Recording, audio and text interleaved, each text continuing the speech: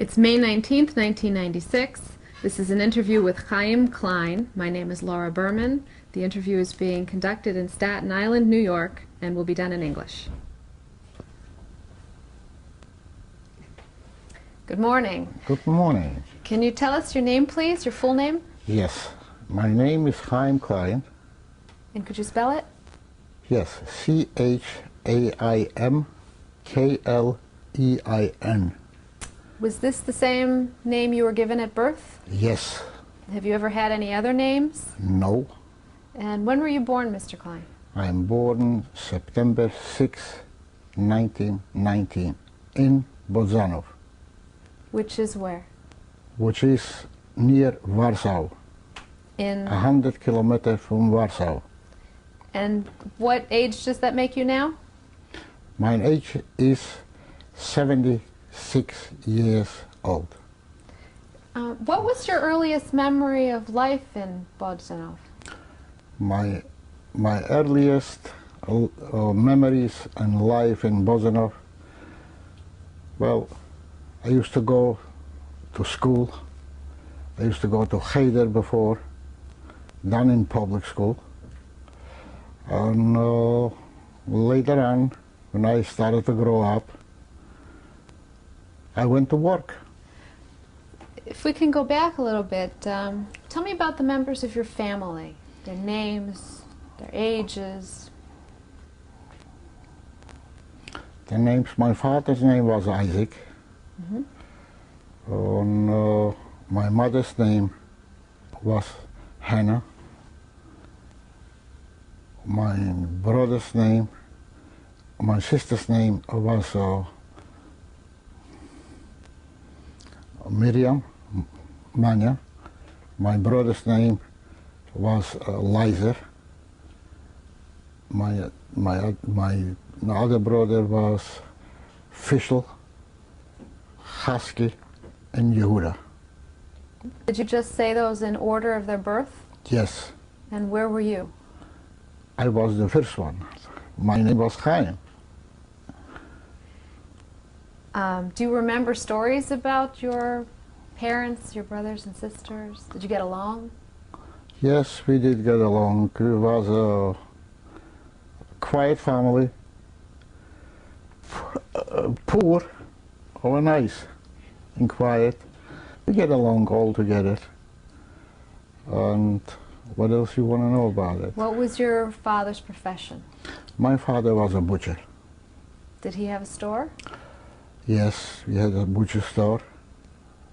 And my mother used to help my father in the store. And she used to be a housewife.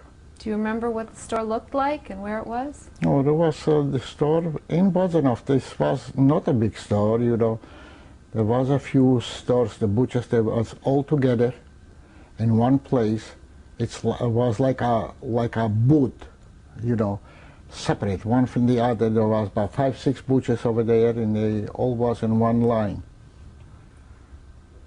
That's it. Did it have a name? No, Was it on a just a particular... butcher store. There was no sign even on it.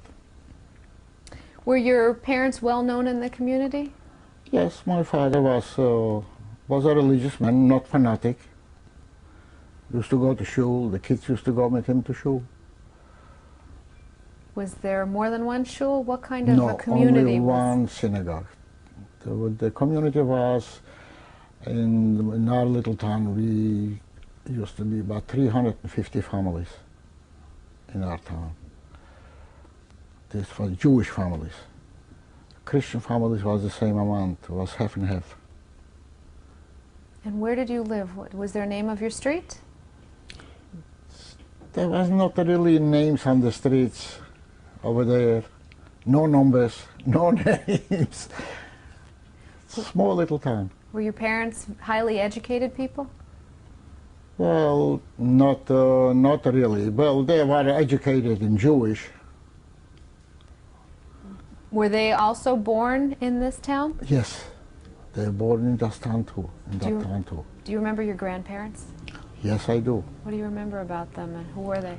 Well, I remember my father's father, my grandfather, he was working on. You want the whole family, miss? If you'd like, Yeah, sure. good. I remember my grandmother, Sarah, my uncles, This my is your aunts. this was your father's My side? father's side, yes. I remember them all. What do you remember about them? You remember what they looked like? You remember what they did for a living? You remember where they lived? What they look for a living like anybody else was doing for a living. They was working. My uncle was working. What did he do? Oh, he was buying cows, you know, and selling them. This was his trade. My aunt, one aunt, the oldest, she was like a housewife because my grandmother, she used to be sick. She used to be paralyzed. She has rheumatism and she got paralyzed. And she was working in the house. And her youngest sister, the youngest, she was tailoring. She was a ladies' tailor. She was doing clothes. And they all lived in this town? Yeah. And what about on your mother's side? From my mother's side, it was the same thing. My grandfather, he used to be a butcher. And my uncle used to be a butcher. And my other uncle used to be a butcher. And the girls, they got married and they lived the same thing in the same time. What languages did you speak at home? Yiddish. Only? Only Yiddish. Outside we used to speak Polish with the Polacks. In the house we used to speak Yiddish. What kind of kid were you? What kind of kid I was? What did you want to be when you grew up? Well, when I got 14 years old, I went to a barber shop and I learned a trade. And when you were young, is that what you had in mind? No, I didn't have in mind anything. Really, I want to be a carpenter. And when I went to work for somebody, and I didn't like it there because they didn't treat me nice. I ran out from there and I went to, we had a neighbor, he got a barber shop, and I went over there and I learned my trade there. When you were a little kid, what did you do in your spare time when you weren't in school? There was no spare time in my time. When I was 3 years old, I went to Haider. When I reached 7, I went to public school. Even when I went to public school and I come home 3 o'clock from school, you went to Haider again. Tell me more about Cheder. Where was it? Who was your teacher? Well, a rabbi was a teacher. Sure. Remember the name? Yeah, sure. I remember his name. His name was Kiva Bear. 2 names he got. He was very strict. There was no fooling around there. He has a little stick in his hand. He didn't hit you. Oh, he was keeping it, and very disciplinary.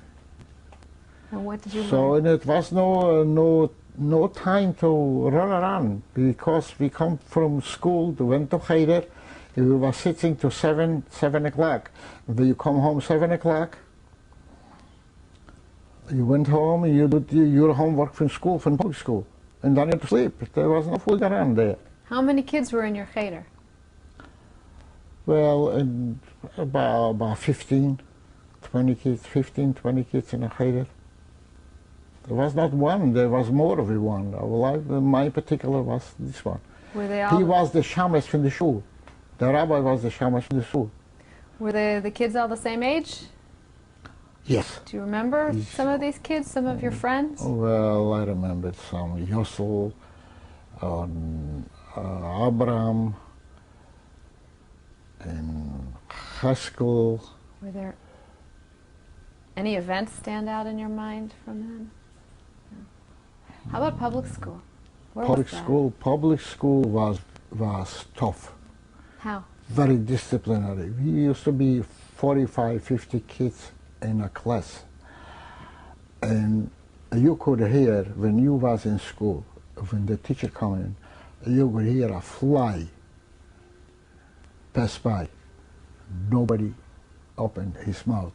Only when the teacher asked you. You did your work, and this is it.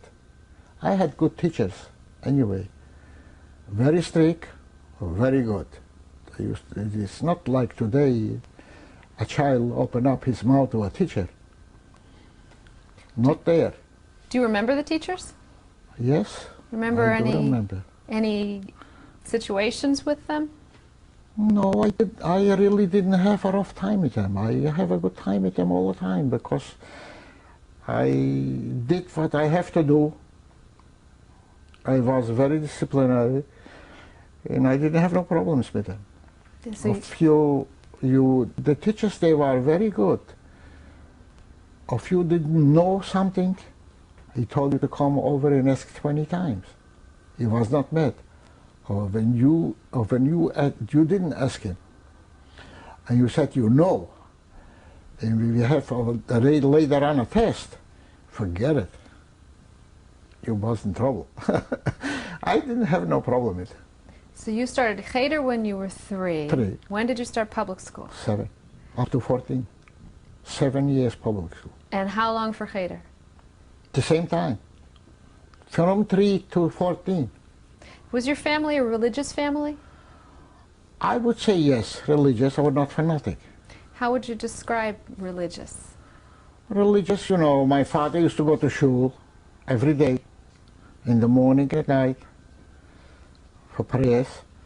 On Saturdays, we the kids, we have to go with him to shul. Did you like to go? Sometimes, yeah, sometimes I didn't like it. But I did went. You have respect for your father, you have to go. There was no things you say you don't go. What did the go. shul look like? Shul was a nice shul, big. What's I big? got, in the shul could come in about 500-600 people. So it was a big shul. What did it look like inside? Inside was, you got tables, chairs. In the shul, you got that for the what do you The call ark? it? No, you call it the uron for the strollers. Mm-hmm. We got it, and this is it. Was it very formal? Very informal? Yeah, I would say yes. Formal. Yes. Well, how did you celebrate holidays at home, and with whom? Holidays, we celebrate, and not like here we come together, families. Every family was celebrate his holidays by himself, the most of the time. So your grandparents, did they celebrate with you or no? Well, my grandfather, my mother's father, he used to live with us in the house. We used to be together. And the others, everyone has his holiday, his meals. Everyone has in his house. So what was Shabbat like in your home? Shabbat, you went to shul, you come home from shul, you got your meal, and this was it. What about the big holidays, the high holidays and Pesach? Oh, high holidays, we went to shul for the whole day. Rosh Hashanah and Yom Kippur, you went to shul, like here, same thing. And then you go home and you got your meal, and you went out. Do you remember special foods? Well, special foods are always, mother used to make it always for the holidays, you make something special. Do you remember any of those? Any of the Well, special things you did? They make the filter, they make the challah, they did everything. Did you help? No, I didn't. Was your family very active then in the Jewish community? In the Jewish community, really, there was no activities. There was, what should I say? There was, not really. There used to be some people, they used to be active. by the shul, and this is it. So there were no organizations or things? Well, they used to have a Zionist organization, a Bund organization. Well, I didn't belong to nobody. And your family didn't belong? No, no. Do you remember who ran those? Well, there are people that, Beedham Lederman, he used to run the Bund organization. The Zionist organization, who was running over there? I forgot the name about it. Somebody was running the Zionist organization too. What did they do there? Well, they used to have meetings. That's what they did. Did you have a bar mitzvah? Yes, I did. Tell me Went about to it. shul, got an aliyah, and my father bought a bottle with schnapps to the shul, and sponge cake, and this was the bar mitzvah. Did you read from the Torah? Oh yes. Do you remember read your from portion? The Torah? Sure. What was it? Everything. What, do you remember which portion you had? No, this I don't remember. Do you remember the date? You know, the date was on a Saturday. What month? In September. And did your whole family come? Oh yeah. They always used to be in shul, the whole family. Did you have friends who were Jewish and non-Jewish? Yes, I had friends, Jewish and non-Jewish. I used to go with non-Jewish friends, with non-Jewish kids to school, public school. There was no a Jewish school especially, or the Jewish school was the Haida. In the public school, the education was in the public school. Were things different with the non-Jewish friends? Not really, because in that time, they used to say sometimes, you Jew, you that. They were not really, they didn't bother you too much. So there wasn't, as a child, did you ever experience really anti-Semitism? No, no. We didn't have no problems with that. When did things... Maybe in some other cities they have problems. Jews and non-Jews, so we didn't have, in our little town, we didn't have no problems at all. Did you start to hear about what was going on in Europe? What kind? When did things begin to change? Well, the things beginning to change in the 30s, in the late 30s, when Hitler took over Germany. And did they change for you then? No, they didn't change for me. Things, the atmosphere by the Polacks started to grow, the anti-Semitism started to grow already. How did you feel this? Well, you didn't feel too comfortable about it.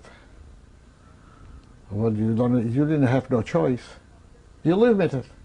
What kind of things happened? What were the changes? The changes, Jews used to have little stores. So some Polacks, anti-Semitic Polacks, they used to come out and they used to, don't buy by a Jew, don't be with them, stay away from them, you know, Did things people like listen? that. Yeah. And what happened if somebody didn't pay attention? The Polacks, but they used to go to the Jewish store and other things. They used to be from the farmers. They used to come to that little town to buy. They didn't took attention to them. They didn't listen to them either. But were there any repercussions? No, not really. Did you hear about what was going on in Germany? Oh yes. How did you hear? Well, through the radio. We had the radio. What kind of things were you hearing? Well, by the Crystal Night and other things, sure. When was it? In 1938.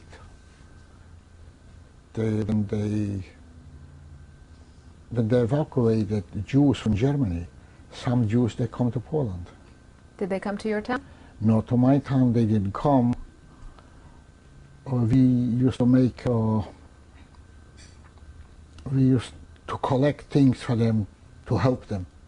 They used to come to Lodz, to Warsaw, to the big towns, the big cities. They used to come. Who collected? Well, the organizations, the Jewish organization, you know, the Bund, the Gemeinde, or what do they call it? No. From the shul, you know, the people, they used to collect money, they used to collect clothes for the people that they come from Germany. I didn't know if they need it or not, because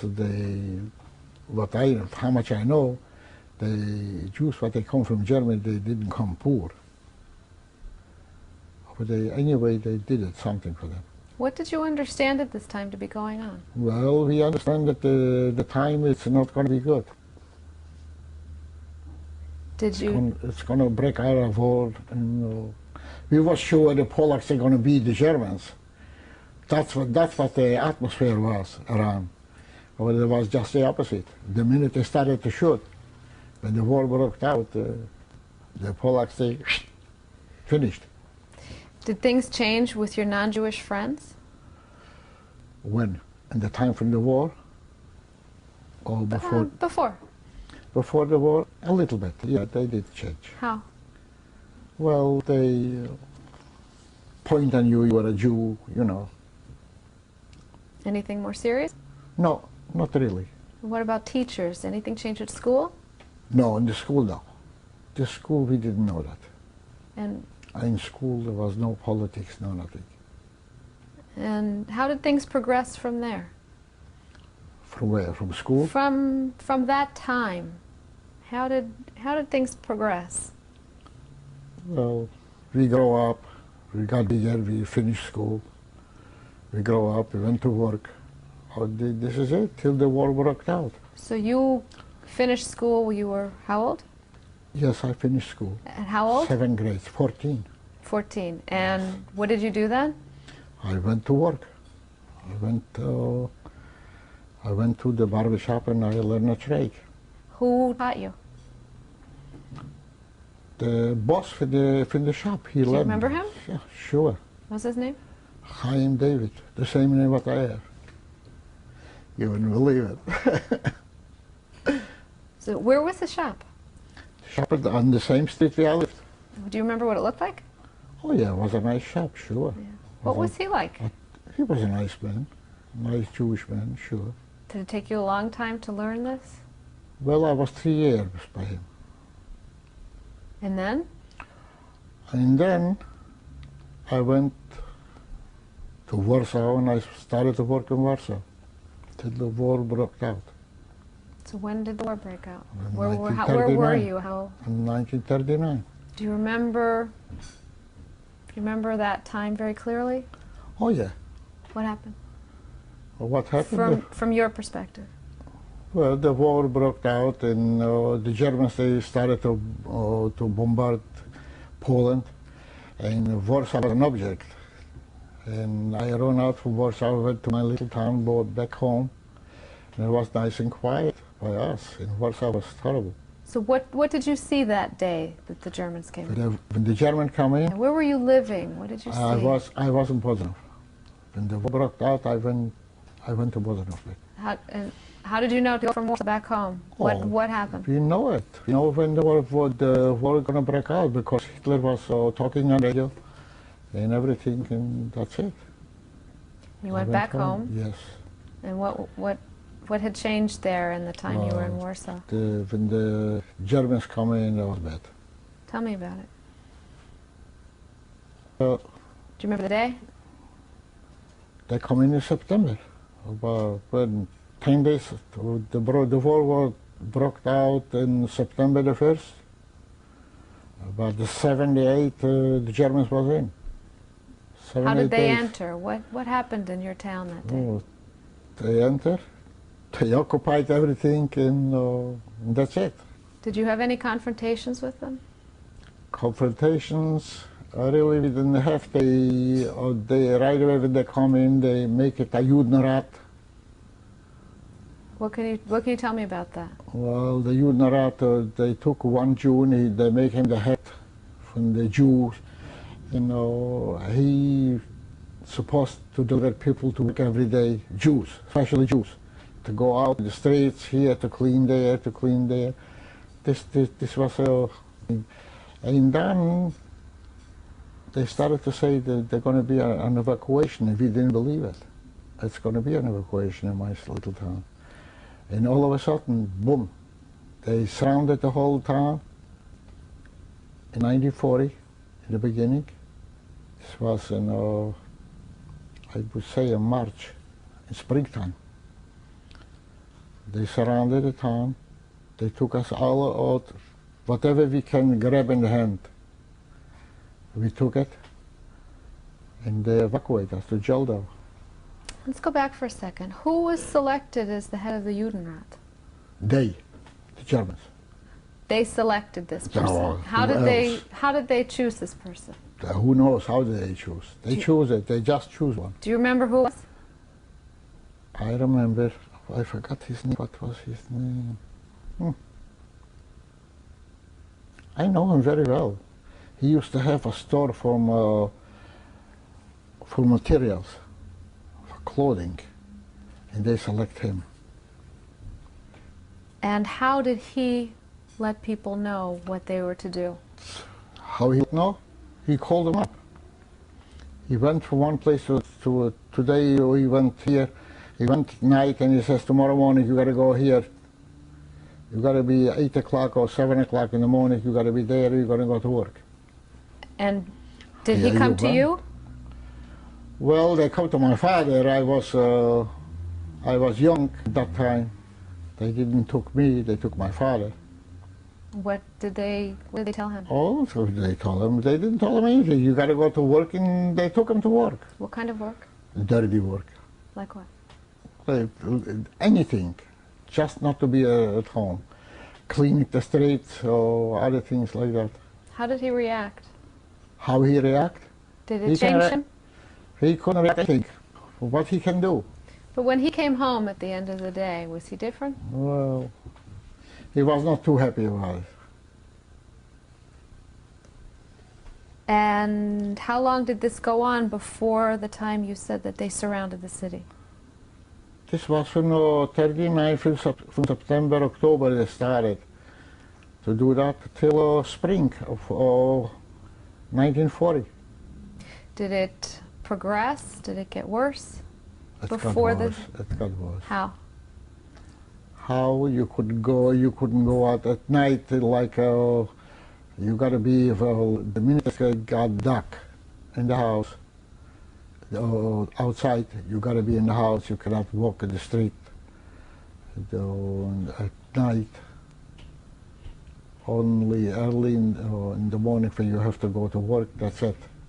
And when you come home, forget it. You got to stay like in a prison.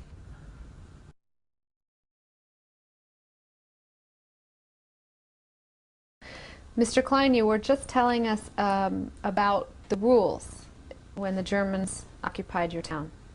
Can you? Yes. Is there anything else you remember? Well, when they occupied our town, they liquidated all Jewish stores. How did they do this? They come just with trucks. There used to be nice stores and clothing stores and other stores, shoemakers, groceries. They took away everything from the Jews. A Jew was not allowed to have a store anymore. They took away whatever they have in the stores. They cleaned everything out, and they left them like blank. Was this announced beforehand? No announcing. So what happened? They didn't have to announce. They just come over and they come to your store and they said, "Get out from here. This is not yours anymore. This is it." And what happened if somebody resisted? Nobody resisting, because everyone was afraid. Did this happen to your father's butcher shop? We closed it up the minute they come in. They closed it up because you are not allowed to do it. You're not allowed to bring cattle anymore because the cattle what they supposed to buy in to the slaughterhouse, they didn't let you buy anything because they took everything away from the military. And they took your grandfather's business? Oh, everything. Do you remember seeing all this happen? Oh, yeah. What is to see? They told you to get out and this is it. There was no monkey business there. Were there confiscations of property and homes as well? Yes, they confiscate property, they confiscate everything. When did this happen? The minute, right after they occupied us. So which came first, the property at home or the stores? No, stores. And then... The properties home, there was no really properties. We didn't have our own home.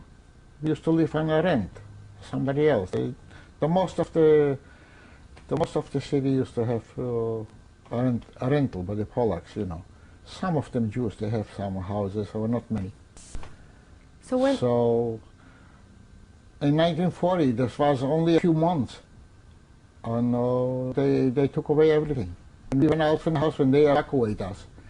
We didn't allow to take anything, just what we grab in hand, that's it. But before... They confiscated. Before they didn't, but about 2 or 3 months, they didn't even come into the house. Did anybody make collections of property from No. your home during that time? No, in that time, no. They took out everything when they chased us out from the houses. How did They evacuated. How did the non-Jewish people in the community react? They was happy, the Jews going. But during the confiscations, how did they react? Well, the Jew confiscation, how did they react? I wouldn't say. They was looking for the day they should go into a Jewish house and grab something for themselves. As a matter of fact, I used to have a neighbor, but we used to live on a rent for them. I used to give him some clothing, other things in the house. And when I come back, they told me they don't have anything. One day, the other neighbor come over to me and they told me, take a look. You overdeck from the beds, there was an expensive one. They are on her beds. And she said she doesn't have, because she was jealous. She didn't got it, the other one. So I went to the police and I took it away from them. And the police let you do this? The police took it away from them and they gave it to me. When was this? This was in 45. Going back to the 1940 we were talking about? Yeah. Were you made to wear a star? A what? A star. Anything? Or how did people know you were Jewish? A star. I make you take a yellow star. When did this happen? Right when they come in. And About a week, 2 weeks, 3 weeks later. how did you get the star? How did you get the star? From the Judenrat. Did, They prepared it. They told them to do it and to make the stars, and everyone should have a star. what did it look like? A yellow star from a piece of yellow material. And what were the rules about it? When The did rules, one star on the front, one star on the back. Not just one star. When somebody goes from the back, you should know it's a Jew. When somebody comes from the front, they should know a Jew is walking there. And about how big? Oh, a nice size. I would say about 3 inches at least. And you had to wear it on your your regular clothes. Yeah. What about coats? Whatever you got on the top, underneath you the middle star. Whatever you got a jacket on, you wear it on the jacket. If you wear the summertime on the shirts, you put it on the shirt. What about in your home? Did you have to wear it at home? In your home, you didn't. Of course, you wear it because you didn't take it off. On your If you pajamas? want to go, no. If you want to go out, you got to. It has to be sewed in. And it was everybody, all Yeah. the Jews. Yes. How were Jewish businesses marked? Though, when the Germans came in to liquidate the Liquidate businesses, the business, right? how did they know which were the Jewish businesses? Oh, they know. There was no It was just question no- about it. Sure, they just know. Did you have any interaction with the German authorities at this time? No. Did your family stay in Bosnov? Yes, till they evacuated. And tell me what happened then. Well, what happened there? We went to Jaldov, like I said before. What do you remember the date or the time of year? No, this was in 1940, spring, in March. How did they evacuate you? Did they make They come announcements? they come with trucks They surround that little town with military trucks, and they went from one house to the others, and they chase you out from the house, and they put you on the trucks, and that's it. With no warning? No warning, no nothing. So what, could you take anything with you? Whatever you grab in hand. What did you grab? What did you grab? What did you grab? What I grab? Something to wear, and a pillow or something, that's it. That's what you grab. What about your parents? The same thing. And your brothers and sisters? Same thing. And they were all evacuated at the same time? Same time. And where were you evacuated? What, they put you on a truck? On a truck. And with the trucks, they drove us to Geldo over there, like I said. How many trucks? Who knows how many trucks, but about 300 families, 350 families. There must be a lot of trucks. Were these closed trucks, open trucks? Open trucks, what closed trucks? And Open trucks. What time of year? In March. So it was cold? In the March. It was cold. You went to where? Geldo. Did you know where you were going? No. How Nobody knows where we're going. And how long did it take you to get there? Oh, it must have taken about a few hours, about 3 hours. So how many people were in the back of this truck? And every truck there must be about 30 people. Could you sit down? Yeah, you could sit down. They have benches on the side and in the middle. And in the military trucks, you know, and in the middle you sit on the floor. That's it. Whatever they put on the truck, how many people they can fit in, they fit in. It was a lot of trucks.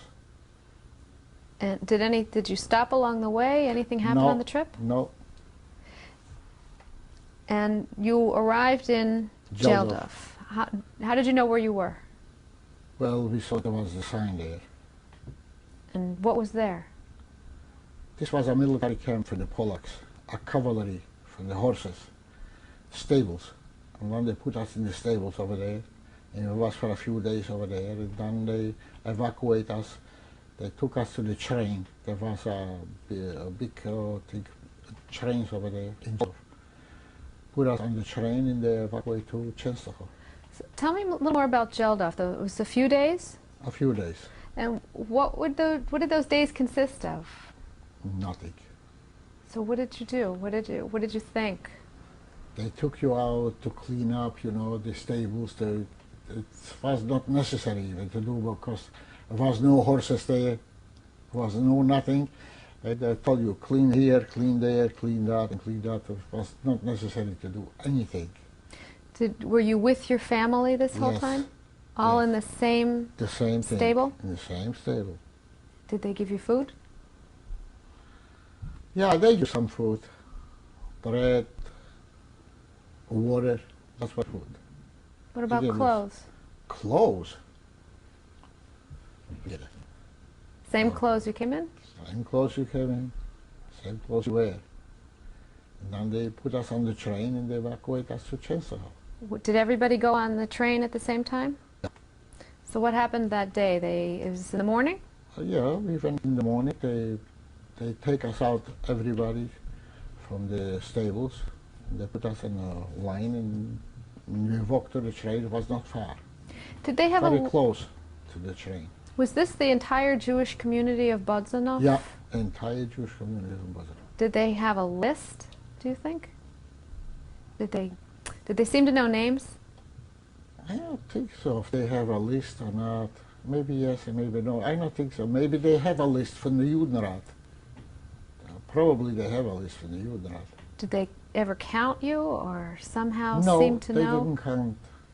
They took us out to the train and from there we went to Czenstochowa. In Czenstochowa there was a Jewish Judenrat. They took us over from the trains and they put us in schools. Tell me first about this train. What did it look like? How many cars? How long a trip? Well, the train was not bad. Was it a passenger train? A passenger train, yeah, that was a passenger train. And you could stay with your family? Yeah, they didn't care between you stay there. They just put around a soldier in one end and a soldier in the other end on the train, and they took us there. Were you aware of anybody trying to run away? No, we didn't run away because we didn't know where we were going anyway. And to jump from the train to run away, then nobody wants to take a chance. How long was the train ride? Oh, the train, we was over the day. We went in the morning, at night we was in Czenstochowa. How did you know where you were? We were, because we arrived to Czenstochowa, you got the signs over there. What happened when you arrived? When we arrived, they took us to a shower. The Jewish community took us over. The Jewish Judenrat from Czenstochowa. They met you. They have already a Judenrat. They come to the train and they took over the whole transport from the Jews, from Bosnia, and they took us to a bed, To to a shower, to shower us up, and then they took us to schools, synagogues, and other Jewish institutions, and that's we was living over there. Did you know how they were organized? Who ran the Judenrat? Well, the Czenstochowa Jews, they run the Judenrat. Were these people that originally came from Czenstochowa? Yes. What did they tell you when you arrived? We didn't tell you anything. So they took you, you got cleaned up, they took you, where did they take your family? We went to a shul, What did it look like? a big shul. We got straw mattress, and that's what you live over there, sleep over there. That's it. In the sanctuary? Who else was there? I didn't know who else. How many people were they? All lot. Jews? A lot, all Jews, just Jews. Was your family together? Yeah. How long did you stay there? I didn't stay too long. I stayed a couple of weeks over there because later on, a few weeks, maybe 3-4 weeks, I was there. And later on, they closed up and they make a ghetto in Czenstochowa. I ran away from there. I didn't want to be in the ghetto. My family was still there, and I ran away. What were the days like before you ran away? What were the days like? The days was miserable, You don't know nobody. You have no friends. You don't have where to go. You don't know how to go. You don't know to who to talk. It was miserable. It was not a picnic there. Was there any organization besides Judenrat? Any schools? Even when it was an organization, who knows about it? Nobody knows about it. They was afraid even to say there is an organization. Did they run a school? No. Who ran the school?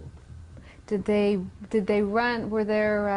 Germans didn't give you a chance to go to school. They want to get rid of you. In the... how were you fed? How did you eat? How I ate? Whatever we had, we ate. We didn't have, we didn't. But was there work? How did you get The food? Judenrat, no work. The Judenrat used to have, they made a kitchen, for all of them. They bring them into Czenstochowa, their own kitchens. And you went in once a day for a meal. Did they maintain Jewish life? Did people maintain rituals, prayers? Yeah, they did. They did. What did they do? They pray in the shul where you live. You pray there and everything. And in the daytime, once a day, they give you a meal. The Jewish Gemeinde, the Judenrat, they make the kitchens and they give you one meal a day. Did you take part in the prayers and things? Yes. What were sanitary conditions? The sanitary conditions was bad, very bad. What do you mean? You didn't have a toilet in the house, in the synagogue. In the shul? No, outside. You were allowed to go outside? Yeah, this was closed. They had already closed Czenstochowa. Yeah. How did they close it? Let me see. Let's see. There was 5 houses all the way around the shul over there. They closed it up, and this is it. You cannot go outside. Was there a fence? Was there a wall? What was it? Well, like a fence. Like a fence you could see through? No, Made of what? wood. Who made the fence? This was prepared. I didn't make it. So- We didn't make it. So it was This was already prepared, there yeah. when you arrived. Yes. What happened if somebody went out? Well, if they catch you, you are a Jew. You know what happened to you? No, I don't. No, you don't. They beat you to death. Did you know this to happen to people? I took off my star and I went out every day. Didn't they realize you were a Jew? Well, I was blonde. Got blonde hair, blue eyes. Nobody knows I am a Jew. Was there a guard? No, there was no guards before. Later on, when they make a ghetto, they make Jewish police. So this was enclosed, but it wasn't a ghetto. No, not yet. The ghetto was created later on. So where did you go when you went out? Outside, look for something, to buy something from the Płocks, to buy some potatoes. Money? To bring home. We had a little money. Were you able to bring it from Yes, before? yes, I did. And how long did you stay there? A few weeks, not too long. Did things change more while you were there? Changed, yeah. How? Changed for the bad, not for the good. How? That's what why. happened? That's why I ran away. They started to close up. They started to make a ghetto, and I said, I'm not going to stay in a ghetto. How did you go about this? What did you see happen? Well, you couldn't. They make the tight everything. They put around more police on the streets. Who were the Um, police? Płocks. And Czenstochowa was Płocks. And the Płocks, they were better with the Germans. They were the same goddamn thing. They maybe voiced some of it. And how did you escape, and what did you say to your family? I jumped over it. I told them where I'm going. Did anybody go with you? No, not in the beginning. Later on, I sent somebody. And they bring them from Czenstochowa to Płock together. So when you left, what happened? What exactly did you do? When I left, I went to the train. I went on the train. And I went. And this, were there What? guards yet? Well, you passed them by. No stars, no nothing. You went like a Płock. So there were also Poles in Czenstochowa. Oh yeah. So with fence just around the Jewish community? Yeah. It was not really fenced. Later on, they make a ghetto. If they make the ghetto, there was 10 or 20 blocks, let's say, surrounded. And this was just for Jews. They took them all over in one place. And that had guards. Yes. So how did you get past the guards? Well, you took a chance. Did you have any interaction No. with them? No, I was lucky. Could you say bye to your family? Of course, I said goodbye to What my do you remember? family. What do you remember from Well, I told them I'm going. I'm not going to stay here. They say go. that was it? That's what I did. And later on, I said somebody, and they bring him from Czenstochowa. They went by train. They took him out from the ghetto. They went on the train. My whole family, they didn't look like Jews at all.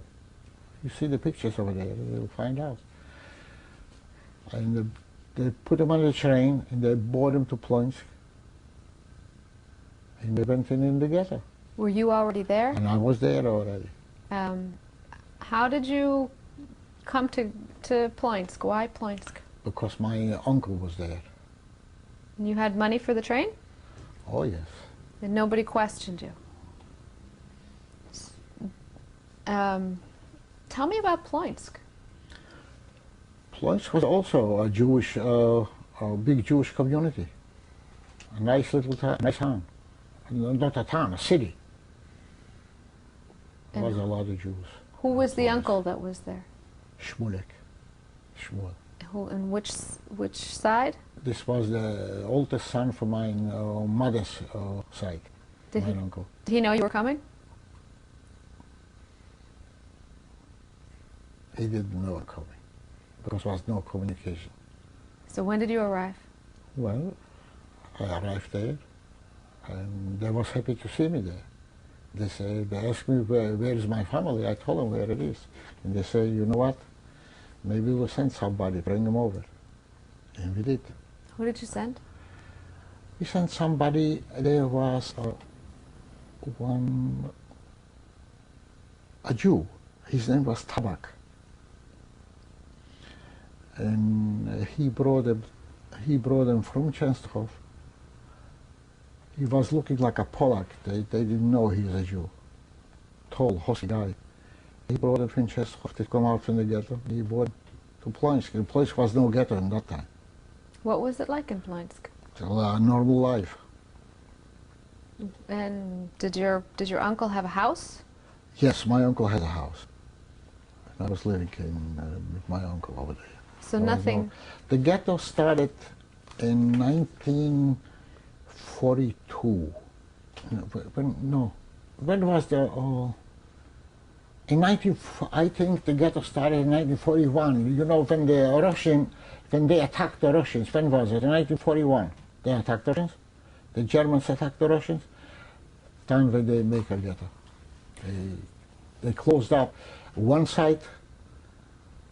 The street was no ghetto, and the other side, one side from the town was a ghetto, and the other side in the middle was no ghetto. There was a main street over there, the Warsaw Street. Did your uncle's whole family lived in this house? Yes. Who else was in the family? Well, his wife, his children. Who were they? Who were?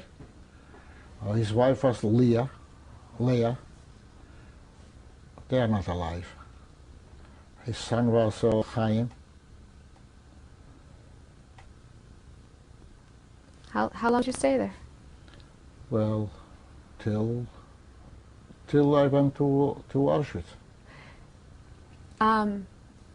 Did Tabak succeed in getting your family? Yes, he did.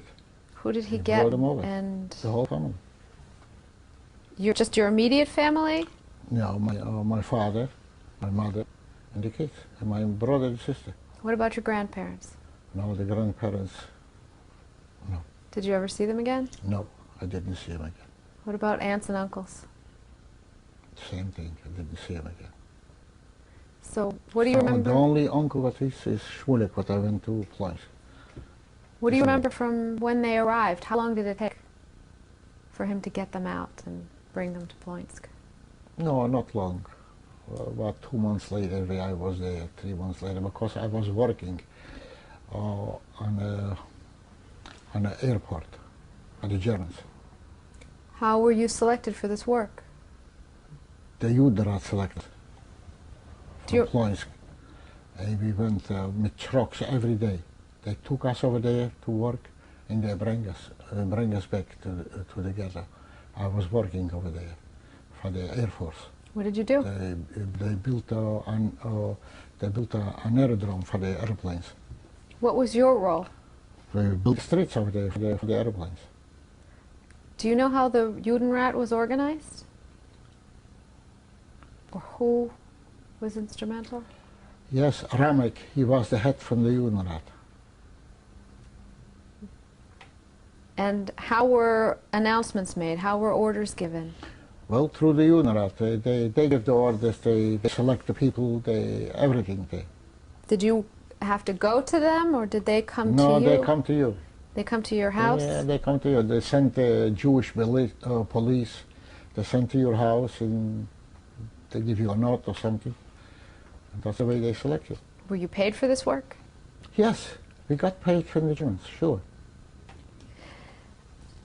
What happened the day your family arrived? Do you remember meeting them at the train? Well, they was happy. Or did you meet them at the train? No, I didn't meet them on the train. Tabak bring them from the train to the ghetto. He brought them over. We didn't meet them on the train because it was too much risk to do that. What do you remember of being reunited with them? Well, everyone was happy. At least here we got food, we got what to eat. Over there they didn't have it in Czenstochowa. They got a meal a day, Whatever they have for some money, they bought something extra, and this was it. Did they look the same to you? Well, they look the same. Of course they look the same. Did they carry stories of things changing or no? No, they didn't carry story. They was happy they went from there. Where did you all live? By my uncle. And how much longer did you stay in Płock? In Płock we stayed till I went to Auschwitz. And what year was this? This was in till 1942. In what month? November.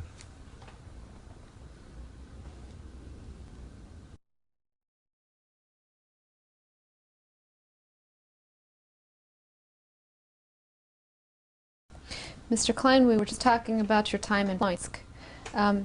In the community in Płock, did you have to also wear a star?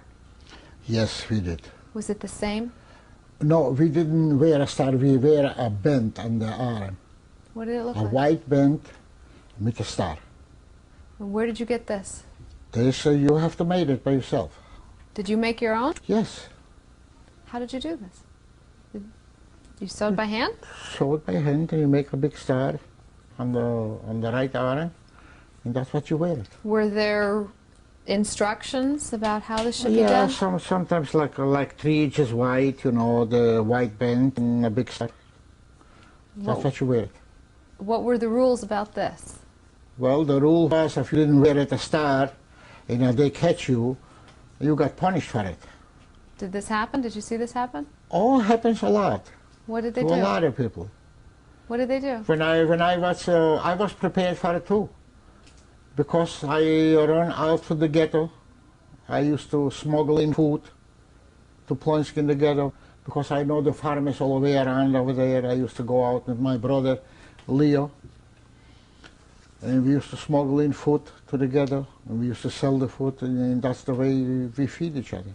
How did you get out? We jumped the fence. What did the fence look like? How high was it? The fence we jumped was with wiring, you know, the sticky wiring. We jumped the wiring, we went to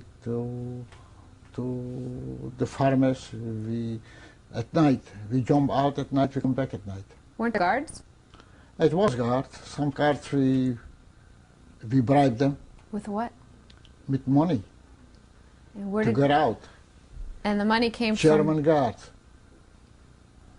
And we brought in food or butter or chicken or bread or anything from. And where did you get this? Who did you go to? to the farms. Did Outside. did Outside people give it Płock. to you, or did No, you we steal buy it? it. We bought it. And we bring it into the ghetto and we sell it. The people you bought it Sure. from knew you were Jewish? No, farmers, Polacks, farmers. We went to the farms.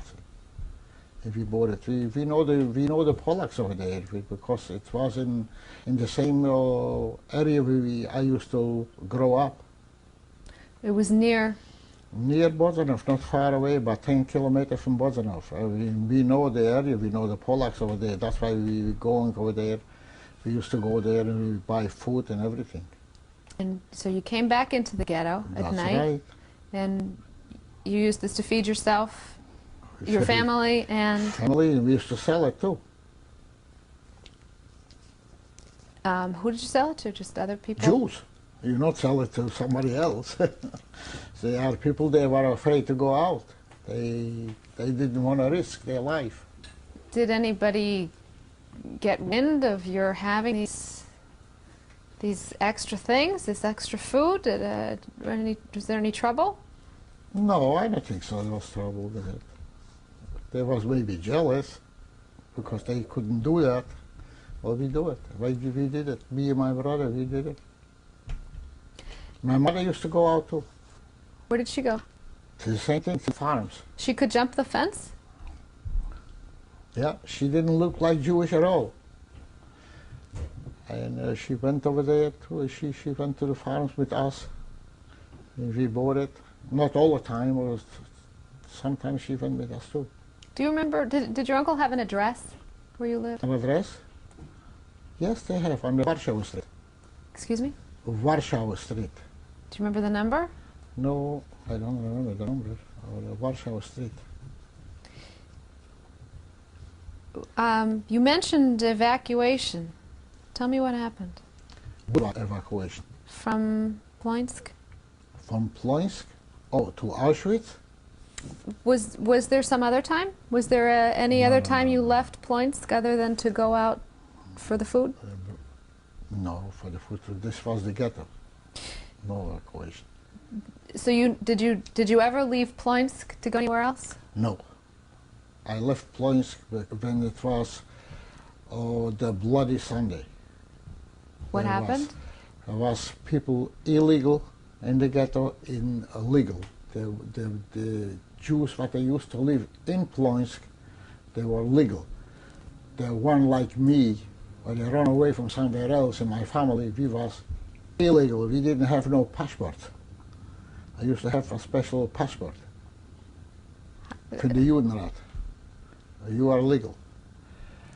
And this was the time they selected. They took us from one side ghetto to the other side ghetto. Who did this? The Germans. And the Judenrat was standing in Aramaic. He was from the Judenrat. And he was standing with the Germans. And he was pointing. He is legal, he is not legal. He is legal, he is not legal. My father, he didn't touch. Me and my brother and my mother sent to the illegal, to Ponichovic. My father, he didn't touch because he got hit on the head from the SA. When? Why? With a stick. Why? Because they wanted that. This was at this time of the selection?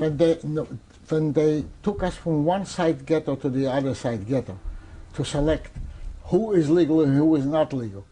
So he got hit over the head, and that's the time when he went to the hospital. He got hit over the head, and he got a blood infection on the brain. Did anything precipitate his getting hit? And at that time, no. Just like that? Just like that, because he was illegal, they hit you. It was not legal, they didn't hit you, they hit you. So when he saw my father, and he knows him, he knows my father too, Aramaic. So he pointed, he's legal, but he was not legal. He's legal, and he left them in the ghetto. So at that time, they took us to the other side in the ghetto, and we went to Ponichovic from there. What happened? The ghetto. And my father went back to the other side in the ghetto, and he got sick, and they took him to the hospital. So the next day, they took us from the other side ghetto. We was the illegal. They keep us outside on the lawn, on a big lawn. They took us with truck to Ponichovic. This was near the river of Wisla. And this was a fortification from the Polish army, an underground fort. There was bunkers over there, build-up bunkers, and they keep us in the bunkers. And I saw in that bunkers I am not going to exist too long. So I jumped over the fence and I ran away from there. And that time I got sick. I felt already sick over there. I was a typhus. And I said, I have to go. And my mother still was there. So they evacuate them later on. I don't know how many days, because they evacuate my mother with my brother and sisters, and they run away. And they went back to the ghetto. And I jumped over the fence, and I went to the ghetto too. Which ghetto? To Płock, back home, to Płock to the ghetto. Well, I got sick on the road. I got 103, 104 fever. And it was a terrible time. I was looking for a little water. And I was burning from fever, you know. And this was when it was in June, July, something like that. It was very hot. And I wanted to go to a house and to ask for some water. Well, I was afraid of there is a German there or there is a Polack. The only thing that you was figured out, every German has to have an antenna on his roof for the radio. The Polacks, they couldn't have no radios. There was no antenna. When I saw a house, it's no antenna, I was sure there is a Polack. And this was not sure at all. And I went in to that house and asked for water, and I see an SA in a brown uniform from the SA, and he says, you Jew, you dirty Jew, you run away from Płock. He knows because he was a policeman over there in Płock for us there. And he took his bicycle and a gun, and he wants to take me to the gendarmes, to the German gendarmes. On the road, walking with him on the road, the grains was high already. And I was walking with him, and I don't know how much courage I got. And I turned around and I pushed him with that bike, and he fell down, and I jumped into the grains, and I ran away. He couldn't get me. And I ran away from him. Not far away, I was walking around by a few hours, not far away, there was a Jewish farmer over there. He still was on the farm. I went into that farmer over there, and when I came into the farmer, it was almost night. I was burning from fever. And they know me. The farmer was from the same town, a neighbor from us, next door neighbor. And they took me in, and they held me overnight, and the next morning, they put me on a horse. They took on a horse and buggy, and they take me from there. They took me to the ghetto, and they took me to the ghetto to the hospital. This is in Płock? This is in Płock, and I was in the hospital over there, and they treat me, and I got. The same time, my father was still in the hospital alive there. I didn't know he is there. He didn't know I am there. He died 2 days before I left the hospital. And they buried them in Płock, in the ghetto. And when I come out from the hospital, my uncle prepared a passport for me already. I had a passport. My mother had a passport. My brother has a passport. My sister has a passport. My uncle prepared for them. So would these passports make you legal? Legal, in the ghetto. As like you are born there, you know. And what would be different if you had a passport? Well, they didn't chase you out. If you didn't have a passport, they chase you out for the ghetto right away. Where would people go? Where they go? They don't care where you go. They kill you. Where they go. Where should they go? There was one way to go, death. This is the only way. How much longer did you stay in Płock? Well, till 42, till November 42. Starting from? From 41. And how did life change? Well, this was the time that they closed up the ghetto. We was legal already. We was jumping the fence. We went out. We was smuggling in food. This was the time that we was smuggling the food into the ghetto. There was no picking there. Did life continue to change until the time of evacuation? Well, it was rough. Did the rules get tighter? The rules get tighter. How? They used to prepare already the transport to evacuate to Auschwitz, and nobody knows where we're going. In 1942, nobody knows. There was three or four transport from the ghetto. 3 transport, I think, was. First transport, the second transport, and the third in the last. I was on the last transport. Together with the Judenrat, I was on the last. My mother was on the second transport. with the kids, with my brother and sister. How did they select who went on what transport? The youth not selected. How did they announce it They have to a you? list. No, they come over, they send over the police to the house, and they give you the name, this and this and this, you have to come in on that time tomorrow morning to the other side ghetto, and from there you're gonna be evacuated. They didn't tell you where, they didn't know even where we go. I didn't know we going to Auschwitz. We didn't know that. Had you heard things about Auschwitz? No, we heard, but Treblinka, we heard something of it. This was just rumors. People said, this is not true. They are not going to kill people. They are not going to put them in gas. They are not going to do anything. Maybe they put you to work. So you they're did going to hear, use you. You did hear rumors about We heard gas? rumors, but we didn't believe it. The truth is, we didn't believe it. Tell me about the day that your mother was evacuated. Well, they come at night, Who's they? the police. The Jewish police? The Jewish police come out to the house, and they told her she should take my brother, my sister, my other brother. They went, all four of them. Did you see people come to the house? Do you remember how many people or what they said? No, they didn't say anything. They just say you was prepared in the morning, you dressed up and you took something with yourself, some clothes or something, and you went there. What was your last That's it. parting with them? Nothing. Goodbye. That's it. And what time was the evacuation? In the morning.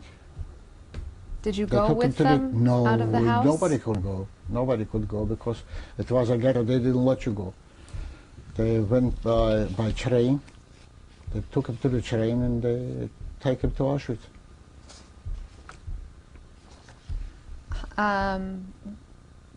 You said that was the second transport.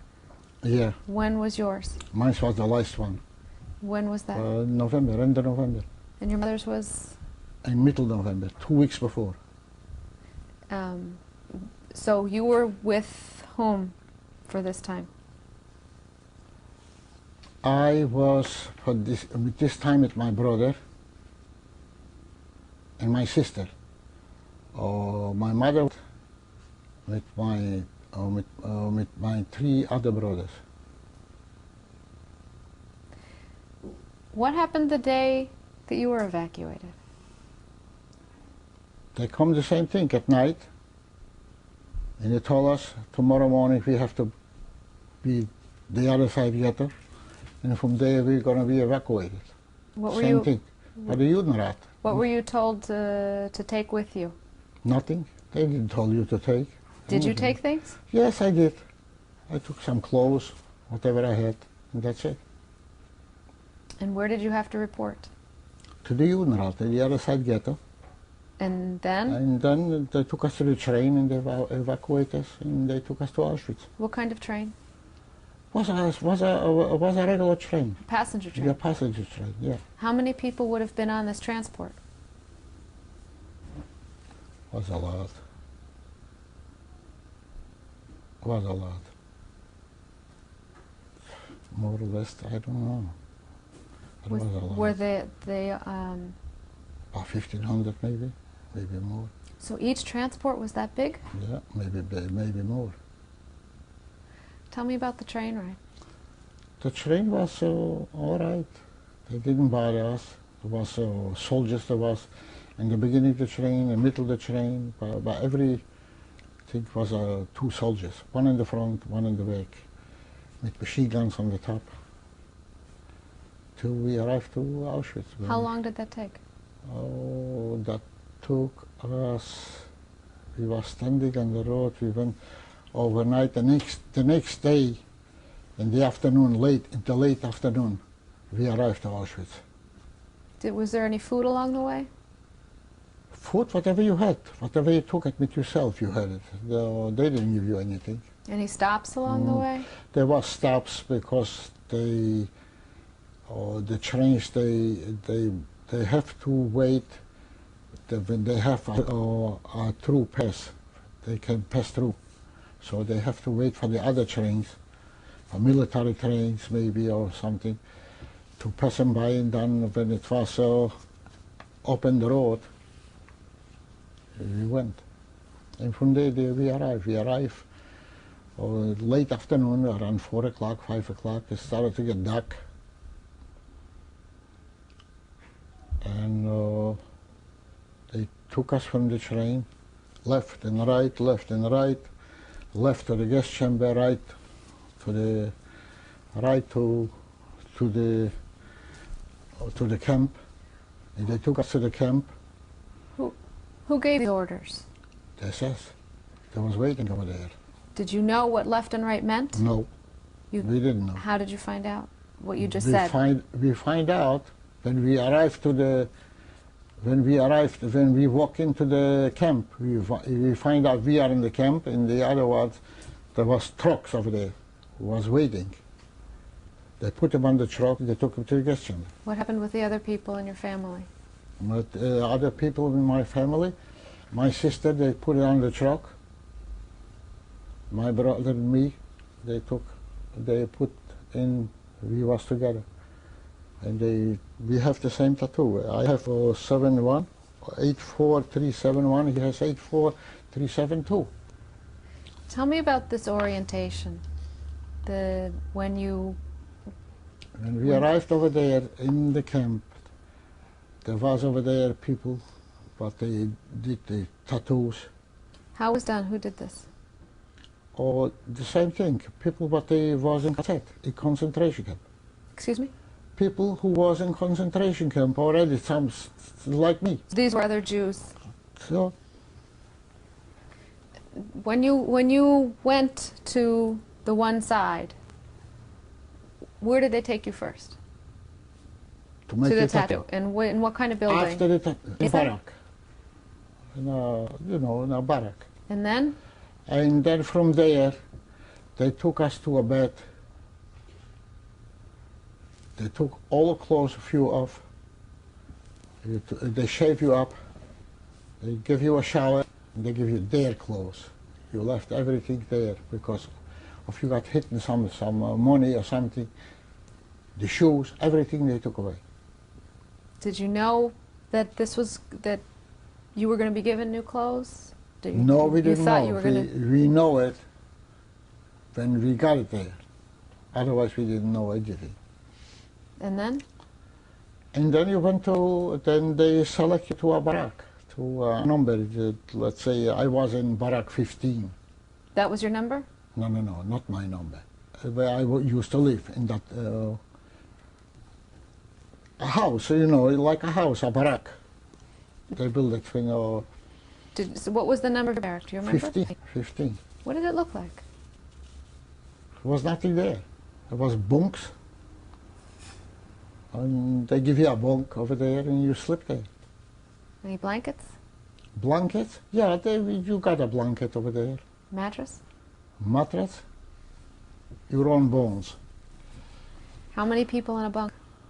In a bunk, 5, 4, 5 on the top, 4, 5 on the middle. And how big would a bunk be? Not big. Were you with your brother in the barrack? Yes, the same barrack. And how many people would be in a barrack? Oh, in a barrack used to be about 500, maybe 800. And in which part of Auschwitz was this? This was in Birkenau. Did people ask you your occupation and your age when you arrived? Yes. Did you tell them the truth? No, I didn't tell them the truth. I told them I'm a carpenter. How did you know not to tell them the truth? I don't know. It just slipped from my mouth. Did you tell them the right age? The right age, yes. Do you remember the guards? Did you ever have any interaction with them? Oh, the guards, this was SS. Everyone was an SS. In the barracks, we didn't have no guards. The guards, they was outside. And what about You within? was in Birkenau there? You saw it? The guards, they was living outside in their own barracks. They have good barracks, not like we have it. We had the bunkers over there. Nothing there. Was there somebody in charge of your bunkers? There was a Stubbendienst, they call it. And there was a Stubbendienst is the one that took care on the barrack. It cleaned the barrack and everything. They was calling that a Stubbendienst. How was this person selected? How was selected? He was selected from the Blockführer. They call it a Blockführer. I used to have a red band and there was a name there, Blockführer, and that's it. Was your barrack all Jews? No, not all Jews. It was Polacks too. What did you understand their reason for being there? They took him, they political or something. Did you have a job? Yes, I went to. I have a job, but they didn't took us to work right away. They took us to the Kiesgrube or to sand. You know, Kiesgrube to dig the sand. They needed like a hole in the head. They dig the sand from here and you throw it there. You throw it from there, you throw it here, just to make you miserable to work. How long did this go on? This was going for a couple of weeks, and then they select people to work, and I went to work. So what was your day like when you got up in the morning? How did they get you up? What did they do? What was 5 the o'clock in routine? the morning. It was 4:30, 5 o'clock in the morning. You went out. You went on uphill. Was there a Uphill to outside. It was standing. There was counting. It took an hour, two. It was freezing to death. They didn't care. And then they took you to work. And how long did you do this kind of work? A couple of weeks? A few weeks, and then they select, they ask for carpenters. And I jump out and I said, I'm a carpenter. And they took me from Birkenau to Auschwitz.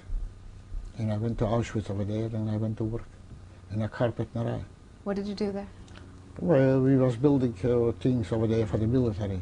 Was, boxes for ammunition, other things. Were the conditions any different than the other Yes, camp? it was different because we went on a block. In Auschwitz already, we didn't have the barracks. We have blocks already from from brick blocks. It was nice and warm there. It was no cold anymore. We got warm showers already inside, in the block, inside, toilets in the block. It was different. The sanitary life was much better in Birkenau. Birkenau was horrible. What about your brother? Did he go with you? No. They left him there, and I went there. Did you keep up your religious practices at this time? Not really. On the high holidays, I go to shul. In Auschwitz? Oh, where? In Auschwitz. Oh, in Auschwitz? No. We didn't know. Did you see other people keeping practices? How did you keep track of the calendar? Track on the calendar? Did you keep track? No.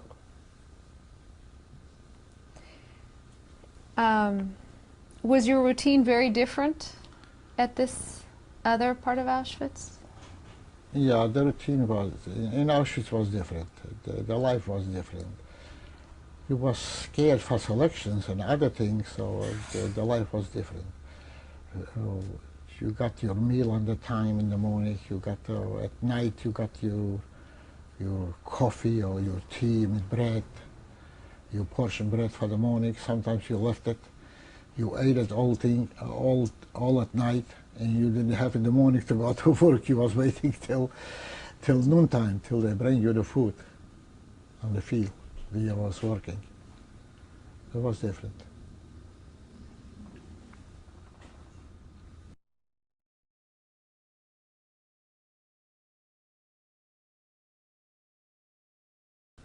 Mr. Klein, you were telling us about Auschwitz. Do you remember your barrack number when you moved to the other camp?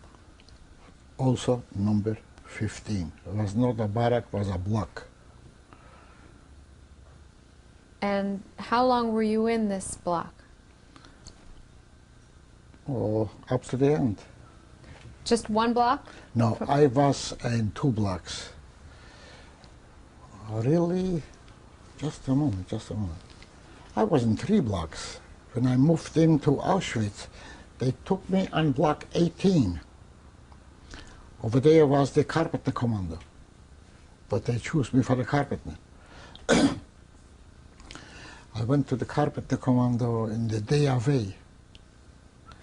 This was block 18, and I was there working in the day away for a long time, for a few months. And then I met somebody from block 12, and they say, and the guy said to me, they need a block barber on 12.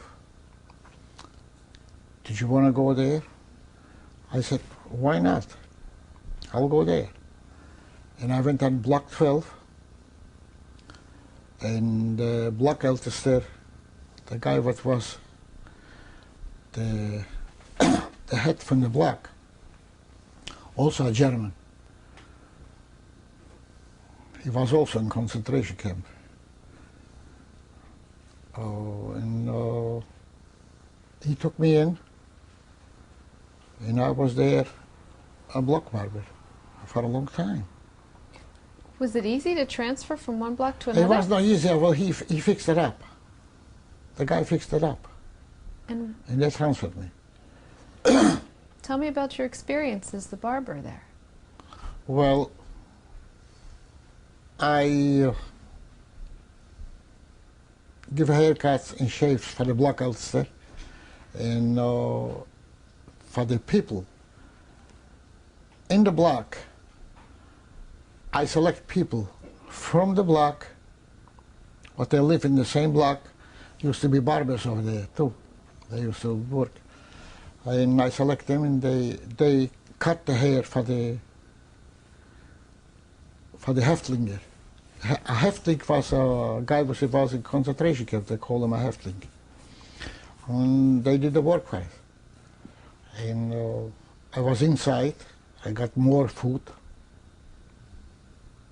How long did this last? Oh, this lasted a long time, till 1944 in the beginning. 1944 in the beginning, I went out from there and I went to the fire, went a fireman. Got somebody there, they took me out from there and they took me to the fireman. And they trained me to be a fireman, and I was a fireman. How did they select you? I told you, well, I got somebody over there. He was in the fireman, and he took me in there. And over there, that was good. The commander was good because we was going outside. And we met with people from the outside, and we can organize something. So, where did you, as a fireman, did you fight fires? Yes, Where? I did. In Auschwitz. Within the camp? No, outside the camp. Outside. In 44, the Americans used to come with bombarding outside Auschwitz. They bombard the factories and everything. We used to go out and we fight the fires. Was this a good job? It was a good job. Was it a step up in a sense? Well, yes, because we met with civilians over there, firemen, and they used to bring us food. Did the firemen wear the same things as everybody else? No, we used to have different uniforms. What were they like? Well, we used to have black jackets, black pants, and a red stripe in the middle by the pants, and a red stripe here in the middle by the jacket from the back. And how many people were in the fire brigade? In the fire brigade, we used to be about 15. Did you have a specific position? Well, everyone has his position. Some went on the ladders, some went with the with the horses to spray the water. Everyone has a different position. And what was yours? Well, we changed. Sometimes was missing, somebody got wounded or something, you got to change. You got to know all the positions about it. Did you stay in a different barrack then? No, I went from 18 over there to 15. That means from 12 to 15. This was a different block. And that was all firemen? All firemen. Jewish firemen and non-Jewish firemen. Was the routine of the day very different? Did you still have, did you get up at the same time? Did you still have count? No, the routine was the same. In the morning you have to stand up to the appeal by counting in the morning. And then the other people, they went to work and we went for training, you know, to repeat training every day. If you don't have a fire, you have to repeat the training and everything. When did your workday end? My work day? When did it end? And the fire, and the firemen, they never end. Daytime, nighttime, you always have to be ready.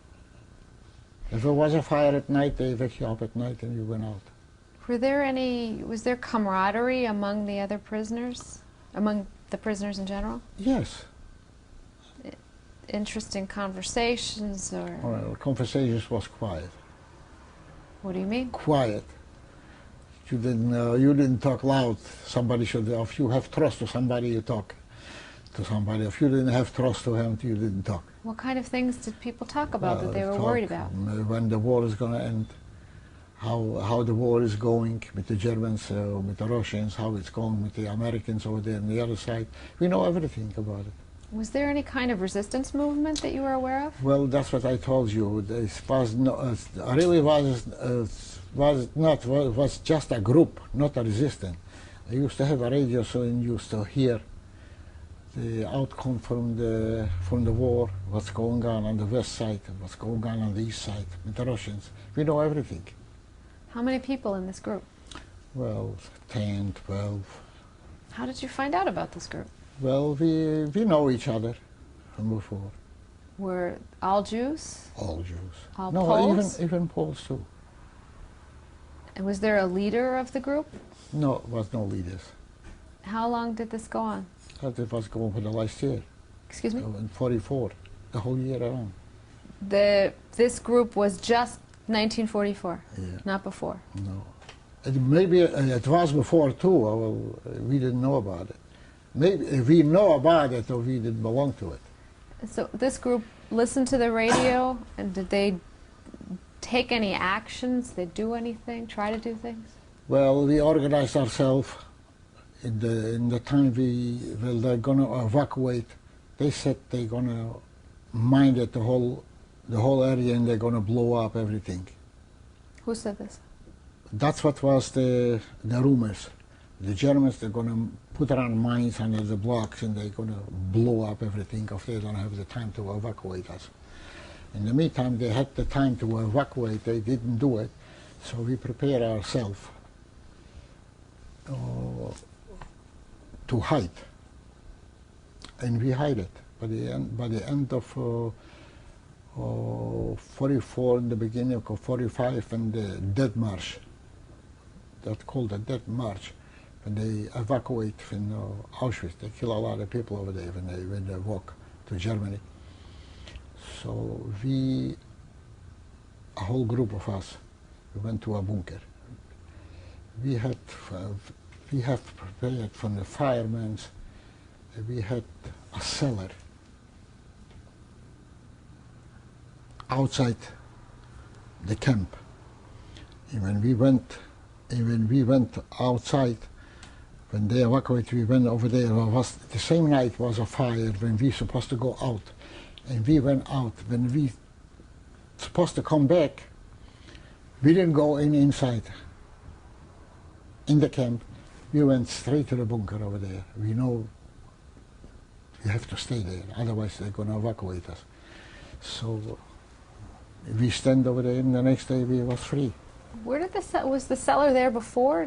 Yes, the cellar was from before. We had equipment over there from the firemen, a lot of equipment.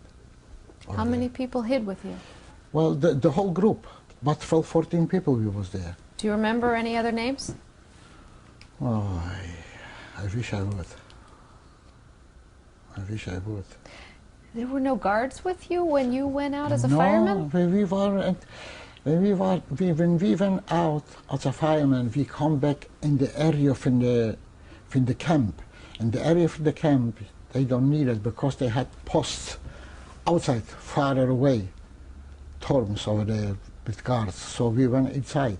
We didn't went into the camp. We was apart from the camp, from the other side.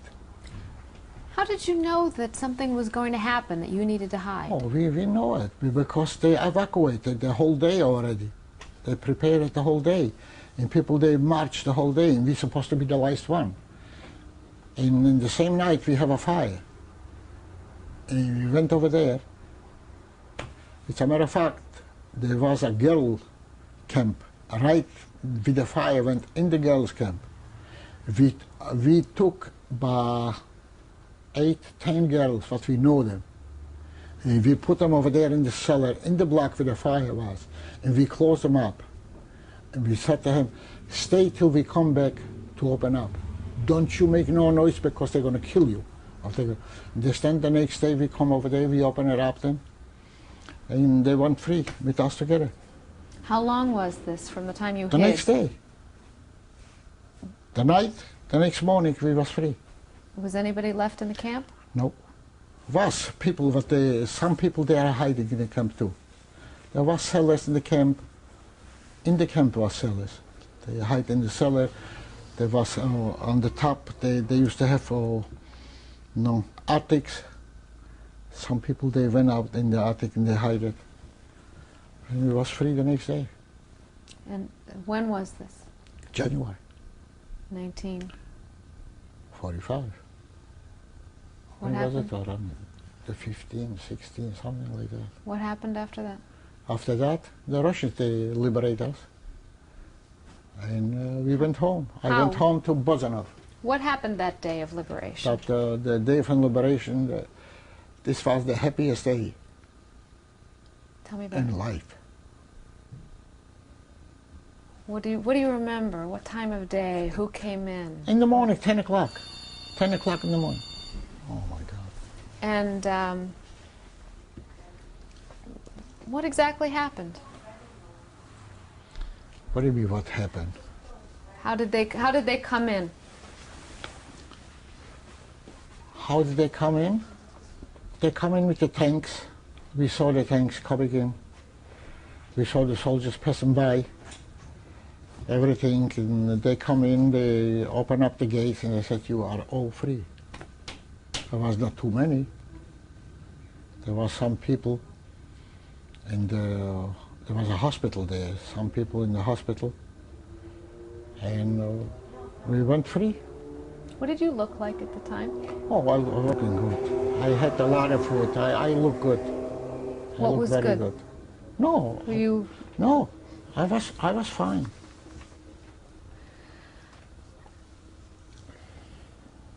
And where did you go from there? From there, we went home. I went home to Bosnia How did you get there? by train. You had money? You had clothes? No money, no clothes. Clothes I get what I have it on myself. Money I didn't have at all. How could you take a train? I went to the train. There was military trains in that time. And I went on the train, the military trains, and they take you.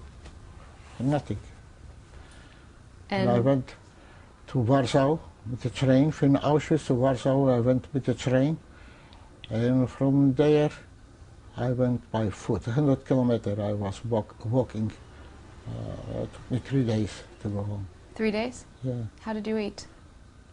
When I went in just when I passed by some police station, I went into the police and I talked to them. They know I come. They give me food and everything. Where did you sleep? Sleep there too. In By private people, in police stations sometimes, on the road. And people were friendly? Yes, in that time they was friendly. And you went back home? Home to Bosnia. What did you hope to find, and what did you find? Well, I didn't find anything. I hope to find my brother. And I got a feeling he's going to come soon. 3 days later, he arrived. And where had he been? He went on the march, on the death march, and he ran away. And he come home. Was your home still there? Yes, my home was there. There was nobody home. Did it look different? No Jews, no nothing.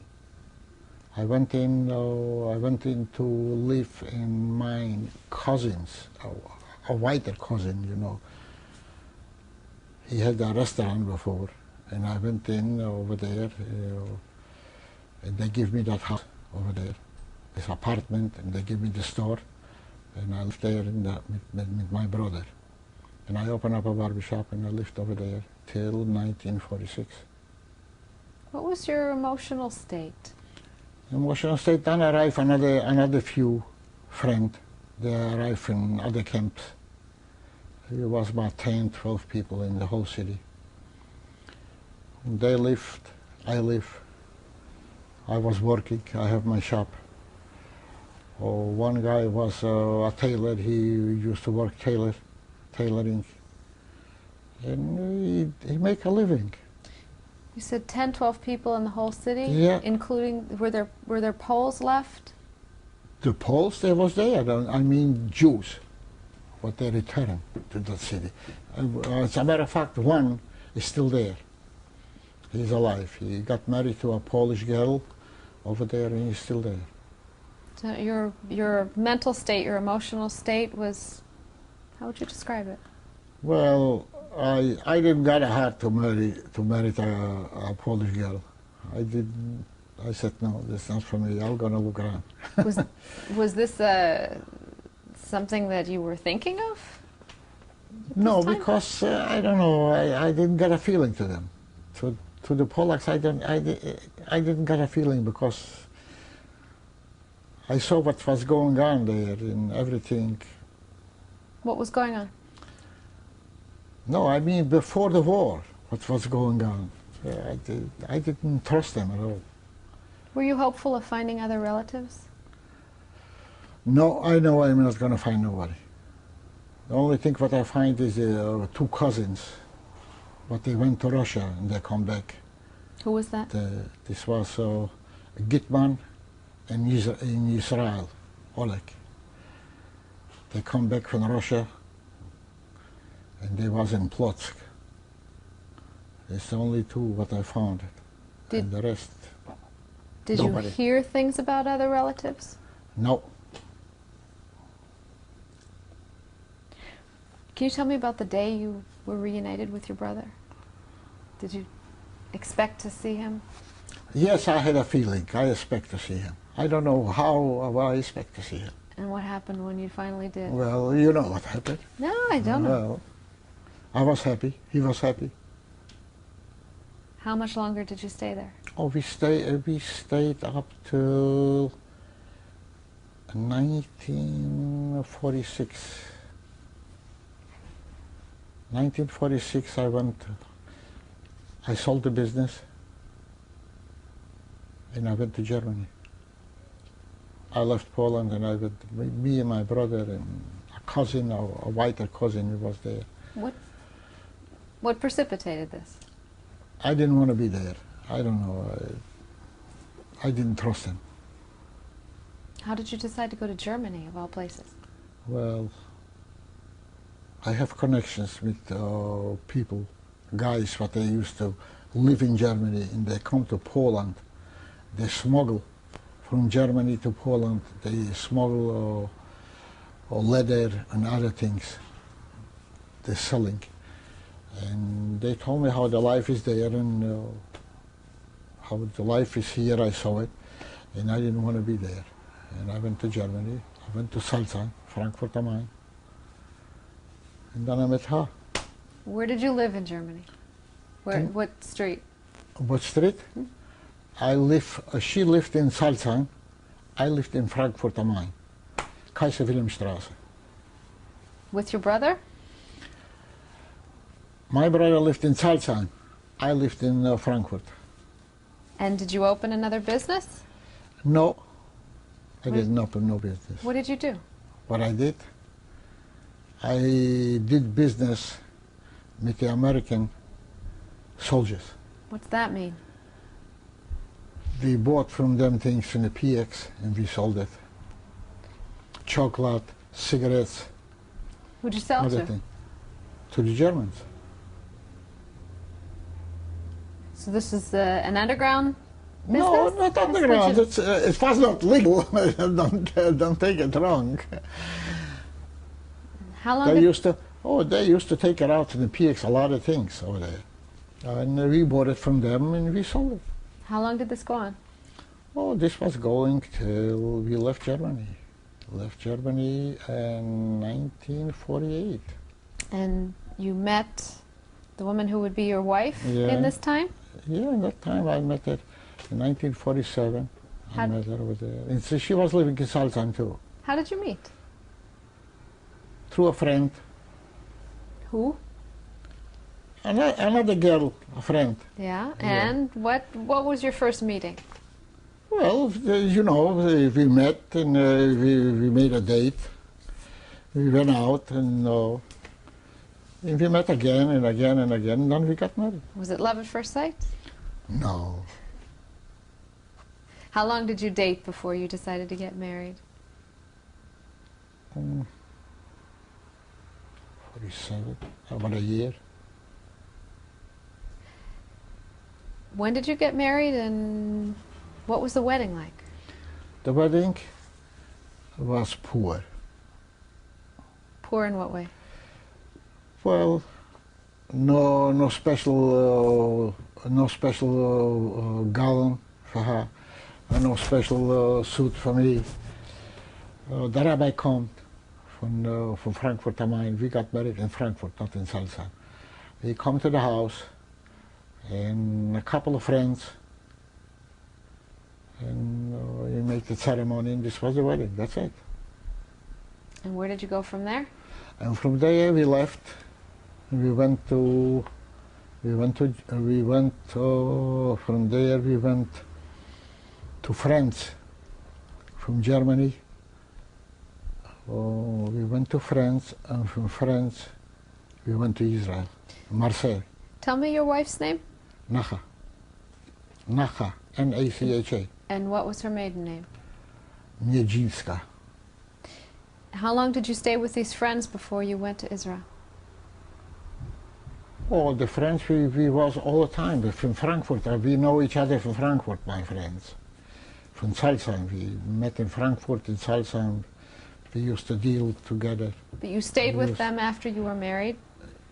No, we'll stay, not with them. We had our own room Where was this now? in Frankfurt And then you stayed in Frankfurt until... till we left Germany. When was this? This was in, we left Germany, we married in 48, What was the date? November 15. Was that a significant date? Yeah, Why? she was born the same day. Did you choose that day for that reason? No, it just came in like that. We didn't choose that day. It just happened. How did you decide to go to Israel? Well, I don't know. I got a feeling to go. I said, let's go to Israel. She wanted to go to the United States. I had papers to go to the United States because I had cousins here. They sent from my grandfather's side, white cousins. They sent us papers for me and for my brother. And my brother went here, and I went to Israel. I left the papers. I went to Israel. Later on, my brother sent me papers to Israel, and I left Israel. After 13 years, I left Israel, and I come to the U.S. Do you remember? Did you go by boat? Yes. What, do you remember the name of the boat? From where? From Germany to Israel? From Germany to Israel, and the United States. That was the name of the boat? This was the biggest boat. Where did it leave from? From where they leave? What was the port? The port was in Marseille. How did you get to Marseille? By train. And how many people would have... No, to Marseille we went... No. From Marseille we went to Israel on a military boat. Excuse me. Yes, and when we come to Israel, from Israel we left from Haifa to the U.S. Was that 13 years later? 13 years later. And which boat was the United States? U.S., the United States boat. When was you a big came boat. to the U.S.? Yes. Okay. Do you remember the boat you took to Israel? It was a military boat, a very big boat. Did you speak Hebrew? Yes, I did. And you learned it... Where did you learn? And where did you live when you arrived in Israel? Oh, we live in Beit Hagan. Which is where? This is not far from Tel Aviv, between Tel Aviv and Rishon LeZion. How did you come to Beit Hagan? How I come to Beit Hagan? Also, a friend of mine was in, when they bring us to Israel, we went to a camp. Pardes Chana. There was a camp. And we went to that camp, and from there, they select places where we should live. So, also, a friend of mine, he was in the military. His brother was in the military in Israel. And he says, I have an apartment for myself over there. I'll take you and my brother, and we'll go there and you'll pick up an apartment there too. And we picked apartments over there. This was an Arabic place. The Arabs, they used to live in their own way. So we picked up he picked a house, I picked a house over there. And we lived there. Did you have a family? Not yet. We started a family there. And who were your children? Yeah. Isaac, well, he was the first one. He was born there. When was he born? In 1949. And then? And then, you got the list over there, all the names over there. And who were the other names for the tape? For the tape, the names, Isaac, Emmanuel, Malka, and Hannah. All born? All born in Israel, in Beit Hagan. Were you in the military in Israel? Yes, I did. What part of the military? What was your rank? I was in the artillery, in the heavy artillery. And how long were you in the military? All my life, all 13 years. I was in the reserve, not in the military. They trained us and we was in the reserve. You know what the reserve is. And whenever they need me, I was there. What was your position? Did you have a rank? I was, what did I say? But the adjuster, by the, an adjuster by the from the artillery, an adjuster when you adjust the farness, how far you was. This was like a lorgnette. You was adjusting higher or lower. I was an adjuster from the artillery. Did you fight in the War of Independence? Yes. In 1948? No, 1948. No, I didn't fight. I fought in 1956. I was in Sinai. I went up to Kantara, by the border from Egypt, by the Nile, by the Suez Canal. We'll pick that up on the next tape.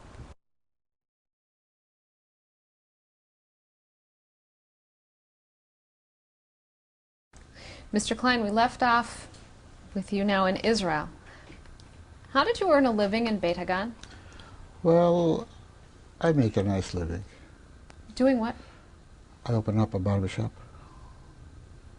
I was working. I was not bad at all. Did you, you said you had children. Did you? Yes, 4 in Israel. Did you have a Jewish home? Did you maintain holidays, keep a kosher home? Yes, we really did. And how and when and why also did you decide to leave for the U.S.? Well, I got tired from the military. I told you the truth, the honest truth. I got tired from the military. I used to go twice a year. They used to take me for 30 days to the reserve. Plus, small little things when we have to go to do some work from the other side to the Arabs. They used to come in the middle of the night, they used to wake me up in the middle of the night. Come on, for the day, for 2, for 3 days. And I got tired from it. It was too much. And as a matter of fact, when I went to the military, nobody was interested to come and ask my wife if she has $1 in the house, if she has from what to live, if she has money, because I closed the store. When I went to the military twice a year, plus the extra days what they choose extra, nobody asked. And I got tired of that. And she was a nervous wreck. She was alone with 4 kids. And she started to muching me, let's go, let's go, let's go. So I wrote a letter to my brother, he sent me the papers, and I come here. When was this? This was in 1961. In what month? June, end of May, beginning June. Where did you settle? I settled in Boston. Why Boston? Your brother was Because where? my brother was in Boston. I was living there for a year. And? And I come to New York.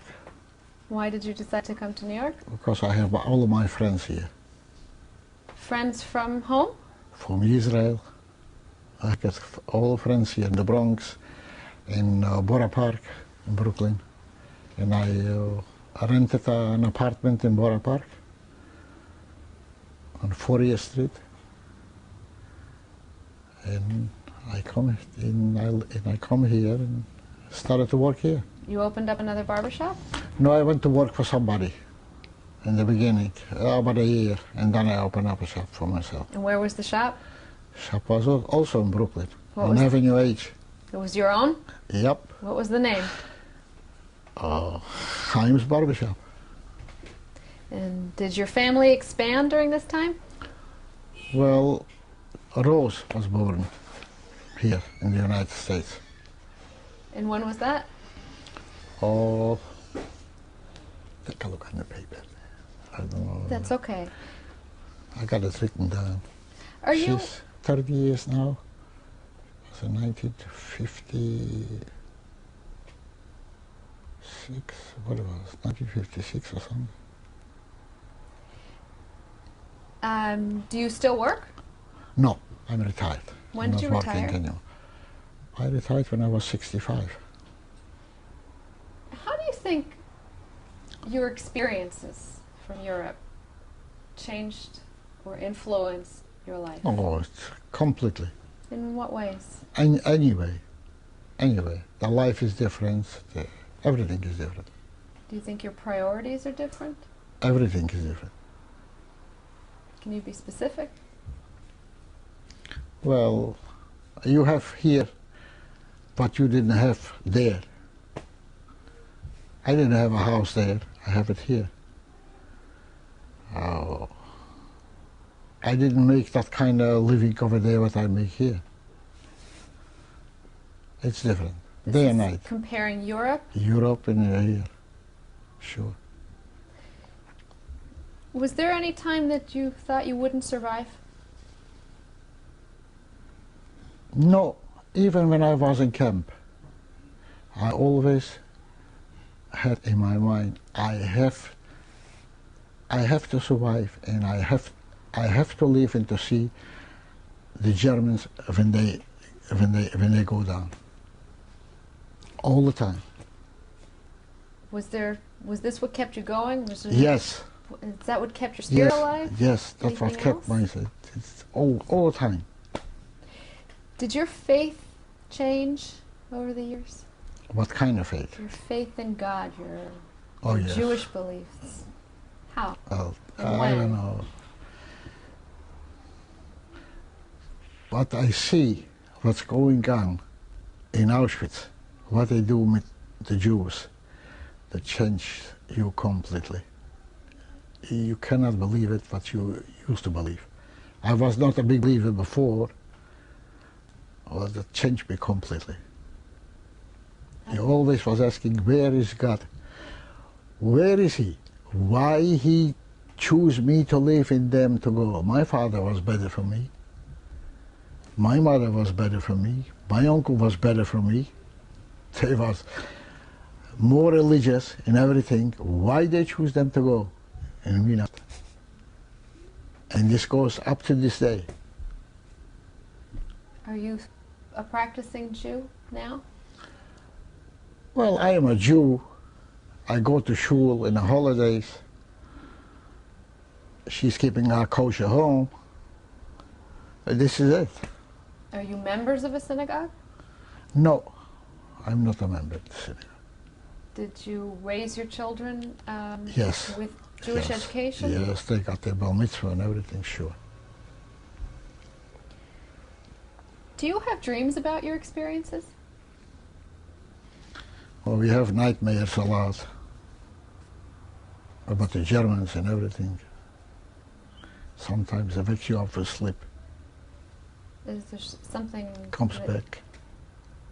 experiences that you actually had, or are there certain dreams that keep coming up? Certain dreams coming up, it's unbelievable. Can you talk about them? How you survive, how you fight to survive, how you run away from the camps. These were the actual things that you replay. Yes, Have you gone back? back what? Have you gone back to Poland or to Germany? No, I didn't. Have you thought about doing so? I thought once to go back to Auschwitz and take a look what's going on there. I wanted to go ahead too. Well, you cannot do it. From your family, it's you and your brother that That's survived? it. And where is your brother now? He's in Florida, in Kissimmee. What's your relationship like? Good. He was here the last month. He was here. My son's son got bar mitzvah, and he was here with the bar mitzvah. He was staying here 4 days, 5 days. Why do you think you were able to survive? What? Why do you think you were able to survive? I don't know. I was jumping, I was running from one place to another. I was changing commandos from one place to another. Wherever I saw I can grab something, organize something, to have something for myself, I did it. And that's the way, otherwise I wouldn't survive. If I would live on the way, on the ration what they give you, that portion of bread or that soup, I wouldn't survive. You have to organize things. And that's what I did. Well, and a little bit luck, like they say. What was your most painful memory? Painful memory. The whole time was painful. The evacuation, losing the family. Have you ever given testimony before? No. Do you talk about your experiences with your family? With my family, I do talk. With my wife, you cannot talk about it because she doesn't want to listen about it. She doesn't want to hear about it. Your kids know? Yes. And you have grandchildren now? They know too. They're doing some things in the school. I told them about it, and they're writing about it in the school. Is there anything I didn't ask you that you would like to relay? Really, on what? Was there any part of your experience that I haven't asked you about you would like to have on the tape? No, I don't think so. I think you ask a lot. Do you have any message in particular for whoever may be either viewing this tape or making the tape? I have a message to all the Jews. They should never forget what happened to us. And not forget, how should be remembered? Well, they have the days, the Yom HaShoah and other things.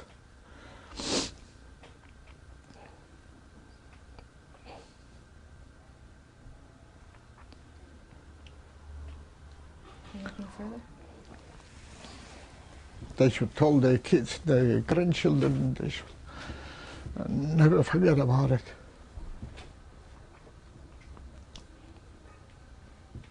Thank you for giving us your testimony. Welcome.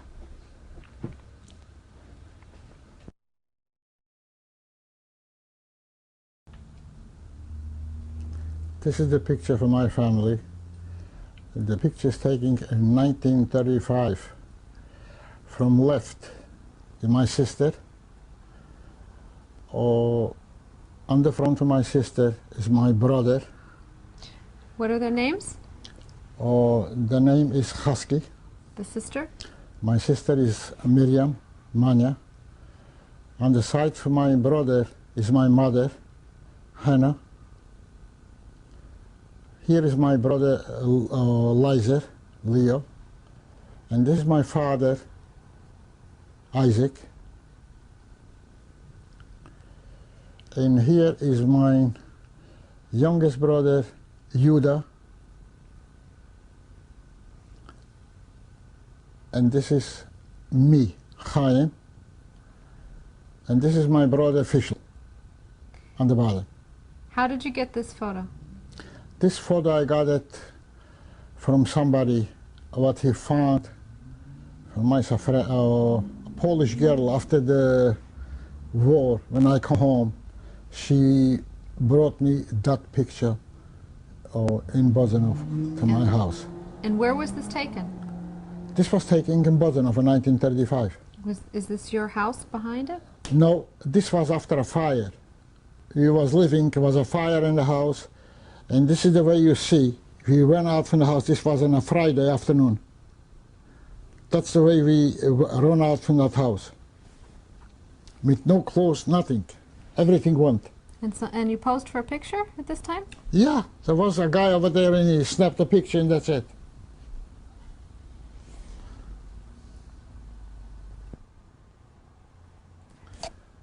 This is the rabbi from Bozanov, Harav Hanoch Navri, Zichrono Livracha.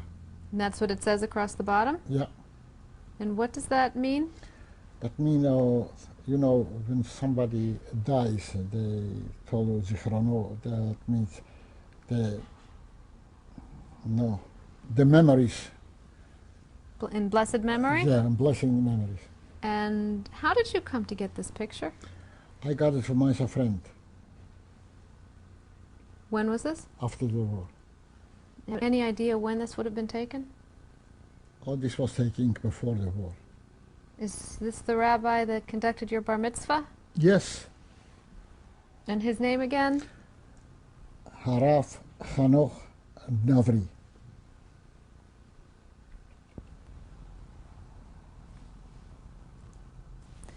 This is the picture from me and my wife and my daughter's wedding.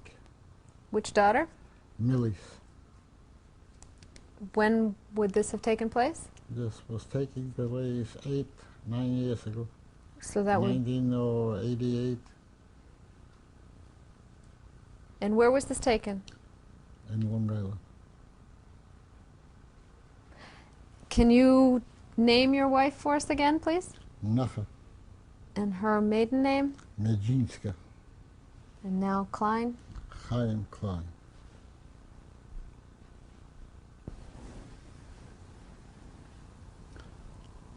And This is a picture of my whole family. In the left, my youngest daughter, Rosie. On the side, my son's wife, Nanette. On the bottom, my son, Isaac. Near my son, his son, Adam. On the top, near Nanette, is my son-in-law, Stephen, and his wife, my daughter, Hannah. On the bottom is Jennifer, Isaac's daughter. On the top, I am Chaim Klein. On the bottom is Pamela, my granddaughter, Hannah's daughter. On top, near me, is my wife. And near my wife is Millie, Malka, and her husband. On the bottom is Jason, and on the bottom is my other son, to the right, Emmanuel. His wife is on the top, near my son-in-law, and this is my sister-in-law, Ramona, and here is my brother Leo, Liza. what is Millie's husband's name? Oh gosh. And the son at the Emmanuel. bottom? That's Emmanuel. I saw it. His wife? His wife, friend. This is the brother that lives... This is my son what lives in Syracuse. And your brother lives... Oswego.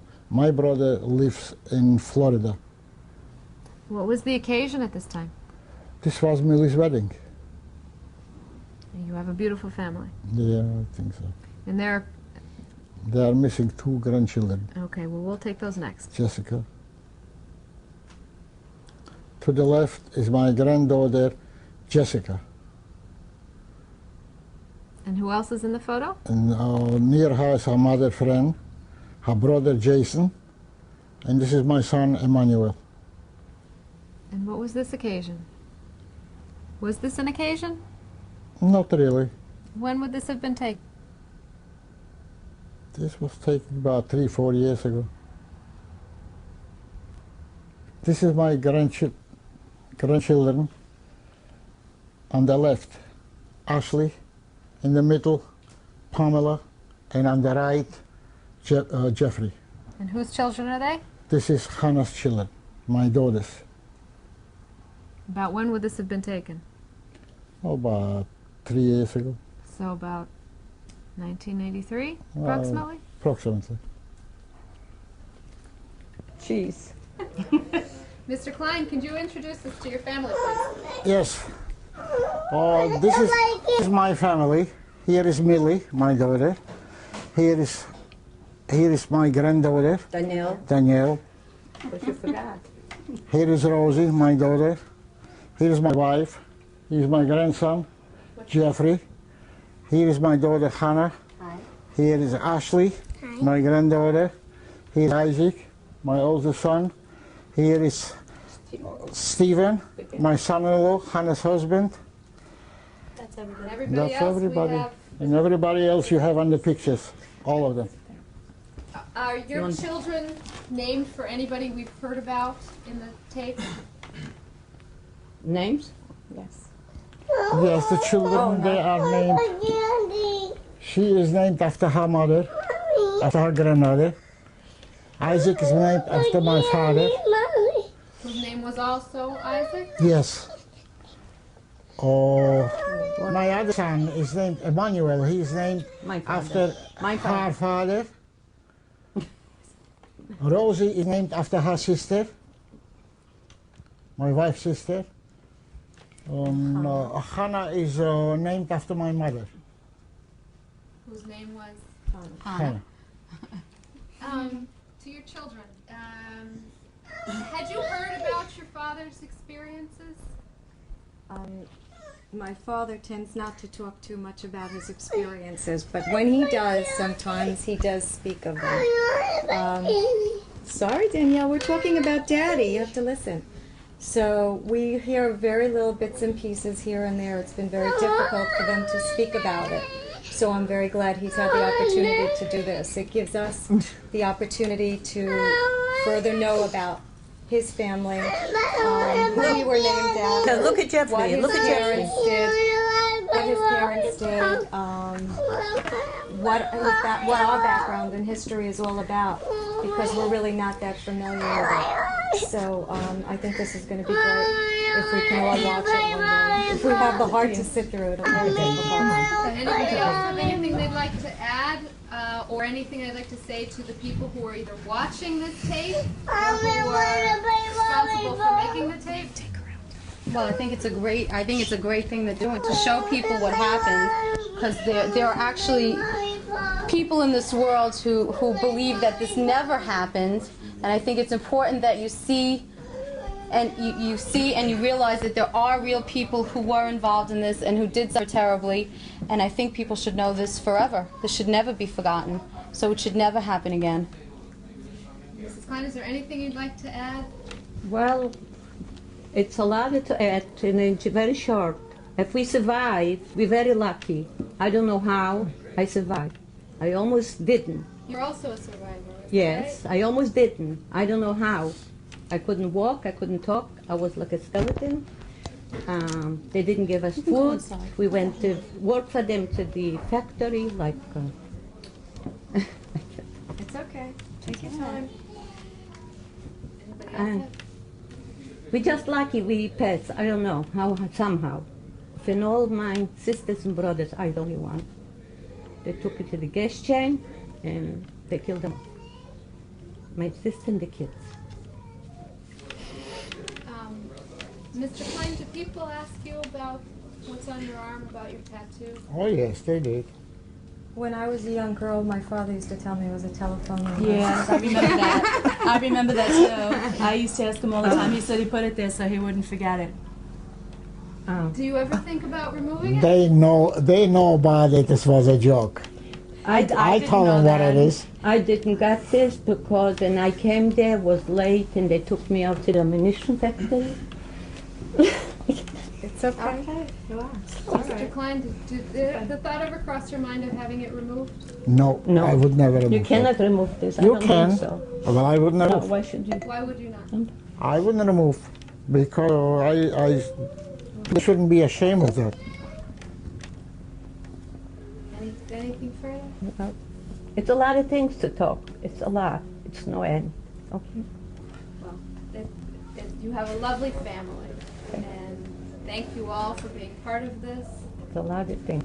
When in Germany, I was in the hospital after this, and they took from me different things, and thank God, I don't know how, somehow I went out. And it's- We're happy to have you here today, and hope you enjoy your family, and I know. thank you all for being part of this testimony, and thank you. and When you want to talk to me, I would suggest, when my daughter and outside was quiet, I would, no, because she asked me if I want to come. Oh.